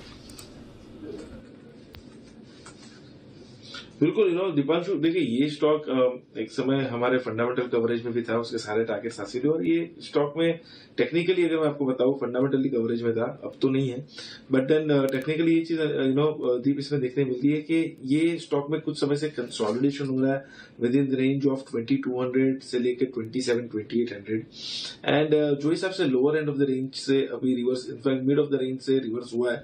आई think there is a very high possibility कि upper end of the range ही टेस्ट करे, दैट इज 2500 एंड देयरआफ्टर 2700 2700 तक के लेवल्स ये होल्ड या तो टेस्ट कर सकता है। दीपेन, मुझे ऐसा लग रहा है ये पूरा जो एक कंसोलिडेशन है 2200 तक का, नीचे में 2100-2200 तक का, ये जब तक ब्रेक नहीं होता ओवरऑल तेजी में रहना चाहिए। स्टॉक में 200 डेप आपको बहुत ही अच्छी तरह से होल्ड कर रहा है, एंड ये रेंज ऊपर की तरफ अगर ब्रेकआउट होती है दीप, तो नेक्स्ट 500 पॉइंट्स का मूव आपको वहां पे अभी आते हुए देखने मिल सकता है। तो मोमेंटम तो वीक हुआ था, बट वो वीक मोमेंटम में प्राइस वाइज नहीं, टाइम वाइज करेक्शन देखने मिला। नजर रखिएगा पॉलीकैब, ये भी आपके लिए एक इंटरेस्टिंग काउंटर है जहां पर मूव आ रही है। बहुत ही इंटरेस्टिंग डे रहा है, आप ऑलमोस्ट फ्लैट क्लोज देख रहे हैं जहां तक निफ्टी का सवाल है। बैंक निफ्टी करीब 250 अंक ऊपर बंद हो रहा है, बट जो वॉलेटिलिटी, उतार चढ़ाव, और कल की तरह आज भी आखिरी घंटे में जो आपने मूव देखा है, कल आखिरी घंटे में एक भारी गिरावट आई थी, आज आखिरी घंटे में एक ठीक ठाक रिकवरी बाजार ने दी है। JSW steel top gainer, Nifty पर 3.5% की तेजी, बट कोल इंडिया अभी थोड़ी देर पहले 1.5 करोड़ शेयर्स यानी कि 0.2% इक्विटी का सौदा होते हुए दिखा था। कोशिश करेंगे फाइंड आउट करने की इस डील की, ये स्टॉक भी एक्शन में आए। M&M एक बार फिर से तेजी में आते हुए, ऑटो सेल्स के आंकड़े भी इनके अच्छे आए थे। HDFC लाइफ सुबह से बजिंग रहा, कोटक बैंक, HDFC बैंक दोनों से खरीदारी, बाजार को सहारा देने की कोशिश। Axis, ITC, Tata Motors, Tata steel, Tata consumer, ICICI और रिलायंस इंडस्ट्रीज में भी माइल्ड पॉजिटिव। ब्रेथ अभी भी नेगेटिव है, 35 निफ्टी स्टॉक्स नेगेटिव क्लोज हो रहे हैं। बजाज ऑटो सेल्स ने किया डिसअपॉइंट। अपोलो हॉस्पिटल 3.5% नीचे, Hindalco, Tech Mahindra, Bajaj Finserv, HUL, HCL Technologies, UltraTech, Wipro, Infy, doctor Reddy's, Bajaj finance, Divi's, Cipla. Pharma shares आज इनके लिए खराब दिन आपने बनते हुए देखा, हालांकि सुबह इतने खराब नहीं दिख रहे थे ये काउंटर्स। वायदा कारोबार की तरफ आए, यहां पर भी आपने भरपूर एक्शन बनते हुए देखा। 5% की तेजी BEL, एस्ट्रल 5% ऊपर, ICICI प्रू में 5% का उछाल, Torrent power, city union bank, AU small finance bank, बंधन बैंक, सारे banking counters towards the end अच्छी रिकवरी दिखाते हुए। Voltas, Polycab, GNFC, Indian oil, HP, BP, इन तीनों में भी आपने थोड़ा एक्शन जरूर बनते हुए देखा। औरो एक आउटलायर था, बाकी फार्मा स्टॉक्स ने किया अंडर परफॉर्म, पर यहां पर थी खरीदारी। बलरामपुर चीनी, कोरोमंडल, M&M फाइनेंस, NBCC, महानगर gas, Jubilant food, AB fashion, Grasim, federal bank और दीपक नाइट्राइट, कुछ और काउंटर्स जहां से आपने आउट परफॉर्मेंस आती हुई देखी। आज की नई लिस्टिंग, उस पर भी एक बार नजर डाल देते हैं किस तरह का परफॉर्मेंस रहा। ई मुद्रा 6% के प्रीमियम पर लिस्ट हुई, बट एक अपने इशू प्राइस पर क्लोज होती हुई दिख रही है, तो जो सुबह की वो गिव अप कर एकदम फ्लैट क्लोज ये आपको होती हुई दिखी। बट अनिल जी, उतना खराब नहीं दिख रहा जितना शायद एक घंटे पहले बाजार का मूड माहौल था। 16,550 के करीब निफ्टी की प्रोविजन क्लोजिंग आती हुई दिखी। बैंक निफ्टी सर 35,680, 200 पॉइंट ऊपर प्रोविजन क्लोजिंग। बिल्कुल बढ़िया क्लोजिंग है दीप, इसमें कोई डाउट नहीं है, और एडजस्टेड क्लोजिंग मेरे ख्याल से 35,681 के आसपास आई है बैंक निफ्टी की, बढ़िया है, कोई दिक्कत नहीं। आज हमने जो ऊपर का लेवल दिया था 35,750, तो बैंक निफ्टी ने लगभग उसी के आसपास टॉप बनाया 35,768 का, 35,750 के आसपास की लेवल के आसपास वही। और 35,750 की खासियत ये थी दीप की, परसों का ये लो लेवल था 35,750, एग्जैक्टली वहीं पर रुका है। और निफ्टी भी आप देखिए 16,425 के लेवल के आसपास रुककर वहाँ से 100-125 पॉइंट ऊपर आता हुआ दिख रहा है। तो ओवरऑल अच्छा एक्शन बाजार में आपको आज क्लोजिंग बेसिस पे कोई खराबी नहीं, उतार चढ़ाव के बीच बाजार एक्शन में रहे। आइए बाजार बंद होने के बाद के एक्शन पर करते हैं फोकस, और बता दें आपको कि दूध यानी एनर्जी, इसे एक ऐसा संपूर्ण डाइट माना जाता है जो कि आपकी सेहत के लिए बहुत ज़रूरी है। पढ़ते हुए बच्चों के लिए, मानसिक और शारीरिक विकास के लिए दूध को एक ज़रूरी सप्लीमेंट है। आज है वर्ल्ड मिल्क डे। यहाँ शाम 6 बजे आपकी खबर आपका में हम जंक फूड की बढ़ते हुए चलन और बढ़ते हुए महत्व पर करेंगे बातचीत, बताएंगे कि दूध में ऐसे कौन से तत्व हैं जो एक मजबूत शरीर के लिए जरूरी है। दूध के रोजाना सेवन से किन किन बीमारियों से बचा जा सकता है, एक्सपर्ट से समझेंगे सामान्य तौर पर एक व्यक्ति को रोजाना कितना दूध पीना चाहिए। है ना इंटरेस्टिंग है, बहुत इंटरेस्टिंग। राकेश पटेल साहब होंगे सीनियर कंसल्टेंट फोर्टिस हॉस्पिटल के, रवि मलिक साहब होंगे हमारे साथ, और शिखा अग्रवाल शर्मा जी होंगी डाइटिशियन जानी मानी, वो इस पूरे मुद्दे पर अपनी राय हमारे सामने रखेगी। फिर देखना ना भूलिए शाम 6 बजे का विशेष शो। अब आपको तो पता ही ना, आपकी खबर आपका फायदा 6 बजे होता है। दूध रोजाना सेहत का खजाना। अच्छा एक चीज़ बताइए, हमारे सारे एक्सपर्ट्स कहेंगे, जरा मैं पूछता हूँ, बचपन में तो सबको दूध पीना ही पड़ता था, मम्मी पकड़ पकड़ के पिला देती, बड़े होने के बाद लोग अपनी मनमानी बहुत करते हैं। आप में से कितने कितने लोगों ने दूध पीना बंद कर दिया? प्लेन आइसक्रीम खाओगे उसको बोले मैं दूध पीता हूँ, ये नहीं चलेगा। मिल्क चॉकलेट खा, दीप देखो प्रॉपर वाला होना चाहिए, ऐसा नहीं। हाँ, सुबह शाम गर्म दूध एकदम प्रॉपर तरीका। तो आशु जी नहीं पीते हैं, किरण जी नहीं पीते हैं, मुरीद जी नहीं पीते हैं। ओके, बंसल जी का तो खैर, बंसल जी का तो घर में जैसा बोलते हैं वैसे ही करते हैं। अच्छा, और बाकी जय आप पीते हैं सुबह शाम दूध? जी अनिल जी, लगभग 20 साल से अनिल जी मैं रोज सुबह हल्दी वाला दूध पीता हूँ। सुबह या शाम को? नहीं, मॉर्निंग में अनिल जी, मॉर्निंग। अच्छा, मॉर्निंग में, वेरी गुड। मैं भी पीता हूँ हल्दी वाला। हाँ, हल्दी वाला इम्यूनिटी के लिए। हाँ, वो थोड़ा, हाँ वो एंटीबायोटिक है। पर टेस्ट होता है, नाक बंद करके ऐसे पी जाने का हल्दी के साथ दवा की तरह मुश्किल होता है। कुछ नहीं, टेस्ट नहीं लेने का, सीधा उतार दो बस, सिंपल। जी आशीष सर। अनिल जी, तभी जय और आपके जो चेहरे का रंग है ना, मतलब वो जो जितना खिला खिला रहता है, गोरा गोरा दिखता है, शायद यही राज है। अच्छा बंसल जी, शाम को तो मुझे पता है कि आप नहीं पी पाते होंगे, मजबूरियां हैं, और भी ऑप्शंस बहुत बढ़ जाते हैं। सुबह पीने में क्या दिक्कत है, दूध पीने में? अनिल जी, मैंने तो हाथ खड़ा करा नहीं, मैं तो पीता हूँ अनिल जी। और मैंने और कुणाल जी ने तो अभी पूरी R&D करी थी कि ये जो ज्ञान है अनिल जी दूध ना पीने का, ये वेस्ट से आ रहा है अनिल जी। आप ईस्ट वेस्ट पूछ रहे थे ना, हाँ। तो हर जगह अनिल जी साउथवर्ड नॉर्थवर्ड मार्च नहीं होता है। ये जो ज्ञान है ना वेस्ट से आ रहा है, USA से, कि दूध नहीं पीना चाहिए। तो हमारा तो अनिल जी जो दादाजी के जमाने से देखते आ रहे हैं कि भैया दूध पीते कुछ होता नहीं है। तो अभी पीछे एक दिन मैं और कुणाल जी ने अनिल जी इस पे काफी बड़ा डिस्कशन भी किया था, मतलब कि चार्ट कॉर्नर से बड़ा इन डेप्थ डिस्कशन था। तो मैं भी दूध पीता हूँ अनिल जी, और कुणाल जी भी दूध पीते हैं। हाँ, वेरी गुड। अरे हाँ, आपने तो हाथ खड़ा नहीं किया, मतलब आपने पीने के पक्ष में किया था, तो ये है। लेकिन आप पीते हो ना पीते हो, ये शो जरूर देखिएगा शाम 6 बजे, दूध रोजाना सेहत का खजाना। आपके लिए विशेष शो आज वर्ल्ड मिल्क डे पर। RBI की तरफ से ब्याज दरें बढ़ाने के साथ ही बैंक्स ने अपने होम लोन की दरें बढ़ानी शुरू कर दी है। SBI और HDFC बैंक ने होम लोन महंगे कर दिए, और अनुमान यही है कि बाकी बैंक भी ऐसे ही काम करेंगे। ऐसे में अगर आप बढ़ती हुई ब्याज दरों के इस दौर में कर्ज से जल्दी छुटकारा पाना चाहते हैं तो आपको क्या करना चाहिए? क्या होम लोन का प्रीपेमेंट करना फायदेमंद है? बताएंगे आपको कर्ज के इस मर्ज से जल्दी बाहर कैसे निकलें। आज शाम 6:30 बजे मणिपुर में विशेष शो EMI की टेंशन का सोल्यूशन। हमारे साथ होंगे वाइज इन्वेस्ट एडवाइजर्स के CEO हेमंत रुस्तगी, और साथ में दर्शकों के सवालों के जवाब भी लेंगे हम इसी शो में। कुछ समय पहले आपने सुना होगा कि अमेरिका भारत का सबसे बड़ा ट्रेड पार्टनर हो गया, यानी कि इंपोर्ट एक्सपोर्ट में हम जिस देश के साथ ज़्यादा कारोबार करते हैं वो है नंबर 1 पर अमेरिका। लेकिन इसमें अब आ गया है दिलचस्प मोड़, और चीन ने दावा किया कि अमेरिका नहीं, वो भारत का सबसे बड़ा ट्रेड पार्टनर है। यानी कि हमारे इंपोर्ट एक्सपोर्ट जो होते हैं वो चीन के साथ अमेरिका के मुकाबले में ज़्यादा होते हैं। आखिरकार चीन ये दावा क्यों कर रहा है? क्या वो खुद को भारत के साथ दिखना और दिखाना चाहता है? इन सभी बातों पर करेंगे विश्लेषण। सबका प्यार भारत से व्यापार। वाह, क्या बात है, अच्छा टाइटल है, सबका प्यार भारत से व्यापार। और सिर्फ चीन ही नहीं, पाकिस्तान भी भारत की तरफ देख रहा है। अब जब पाकिस्तान को सऊदी, UAE और चीन से कोई मदद नहीं मिल रही तो वो भारत के साथ ट्रेड पार्टनरशिप की बात कह रहा है। पूरी खबर बताएंगे आपको। मान न मान ट्रेड चाहे पाकिस्तान, तो पाकिस्तान की सरकार चाहती है भारत के साथ ट्रेड खोला जाए। एक ज़माने में MFI का MFN का उन्हें मोस्ट फेवर्ड नेशन बताया गया था, बाद में ये सब बंद हो गया, अब वो फिर से चाहते हैं। जून का महीना अब आपको महंगाई की नई गर्मी से झुलसाने वाला है। महीने की शुरुआत के साथ ही आपकी जेब से जुड़े कई बड़े बदलाव हैं। इसमें इंश्योरेंस से लेकर होम लोन तक कई चीज़ें महंगी हो चुकी है। पूरी डिटेल्स आज हम आपको 8 बजे प्राइम टाइम बुलेटिन में बताएंगे। इंडिया 360 डिग्री में देखिएगा, जून में जलेगी जेब।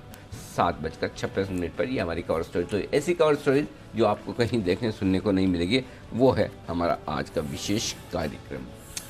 ओके, फाइनल क्लोजिंग 16,522 पर निफ्टी, या 16,522 पर निफ्टी, 35,620 पर बैंक निफ्टी, 133 अंक ऊपर बैंक निफ्टी, 60 अंक नीचे निफ्टी और 185 अंकों का नुकसान रहा सेंसेक्स में।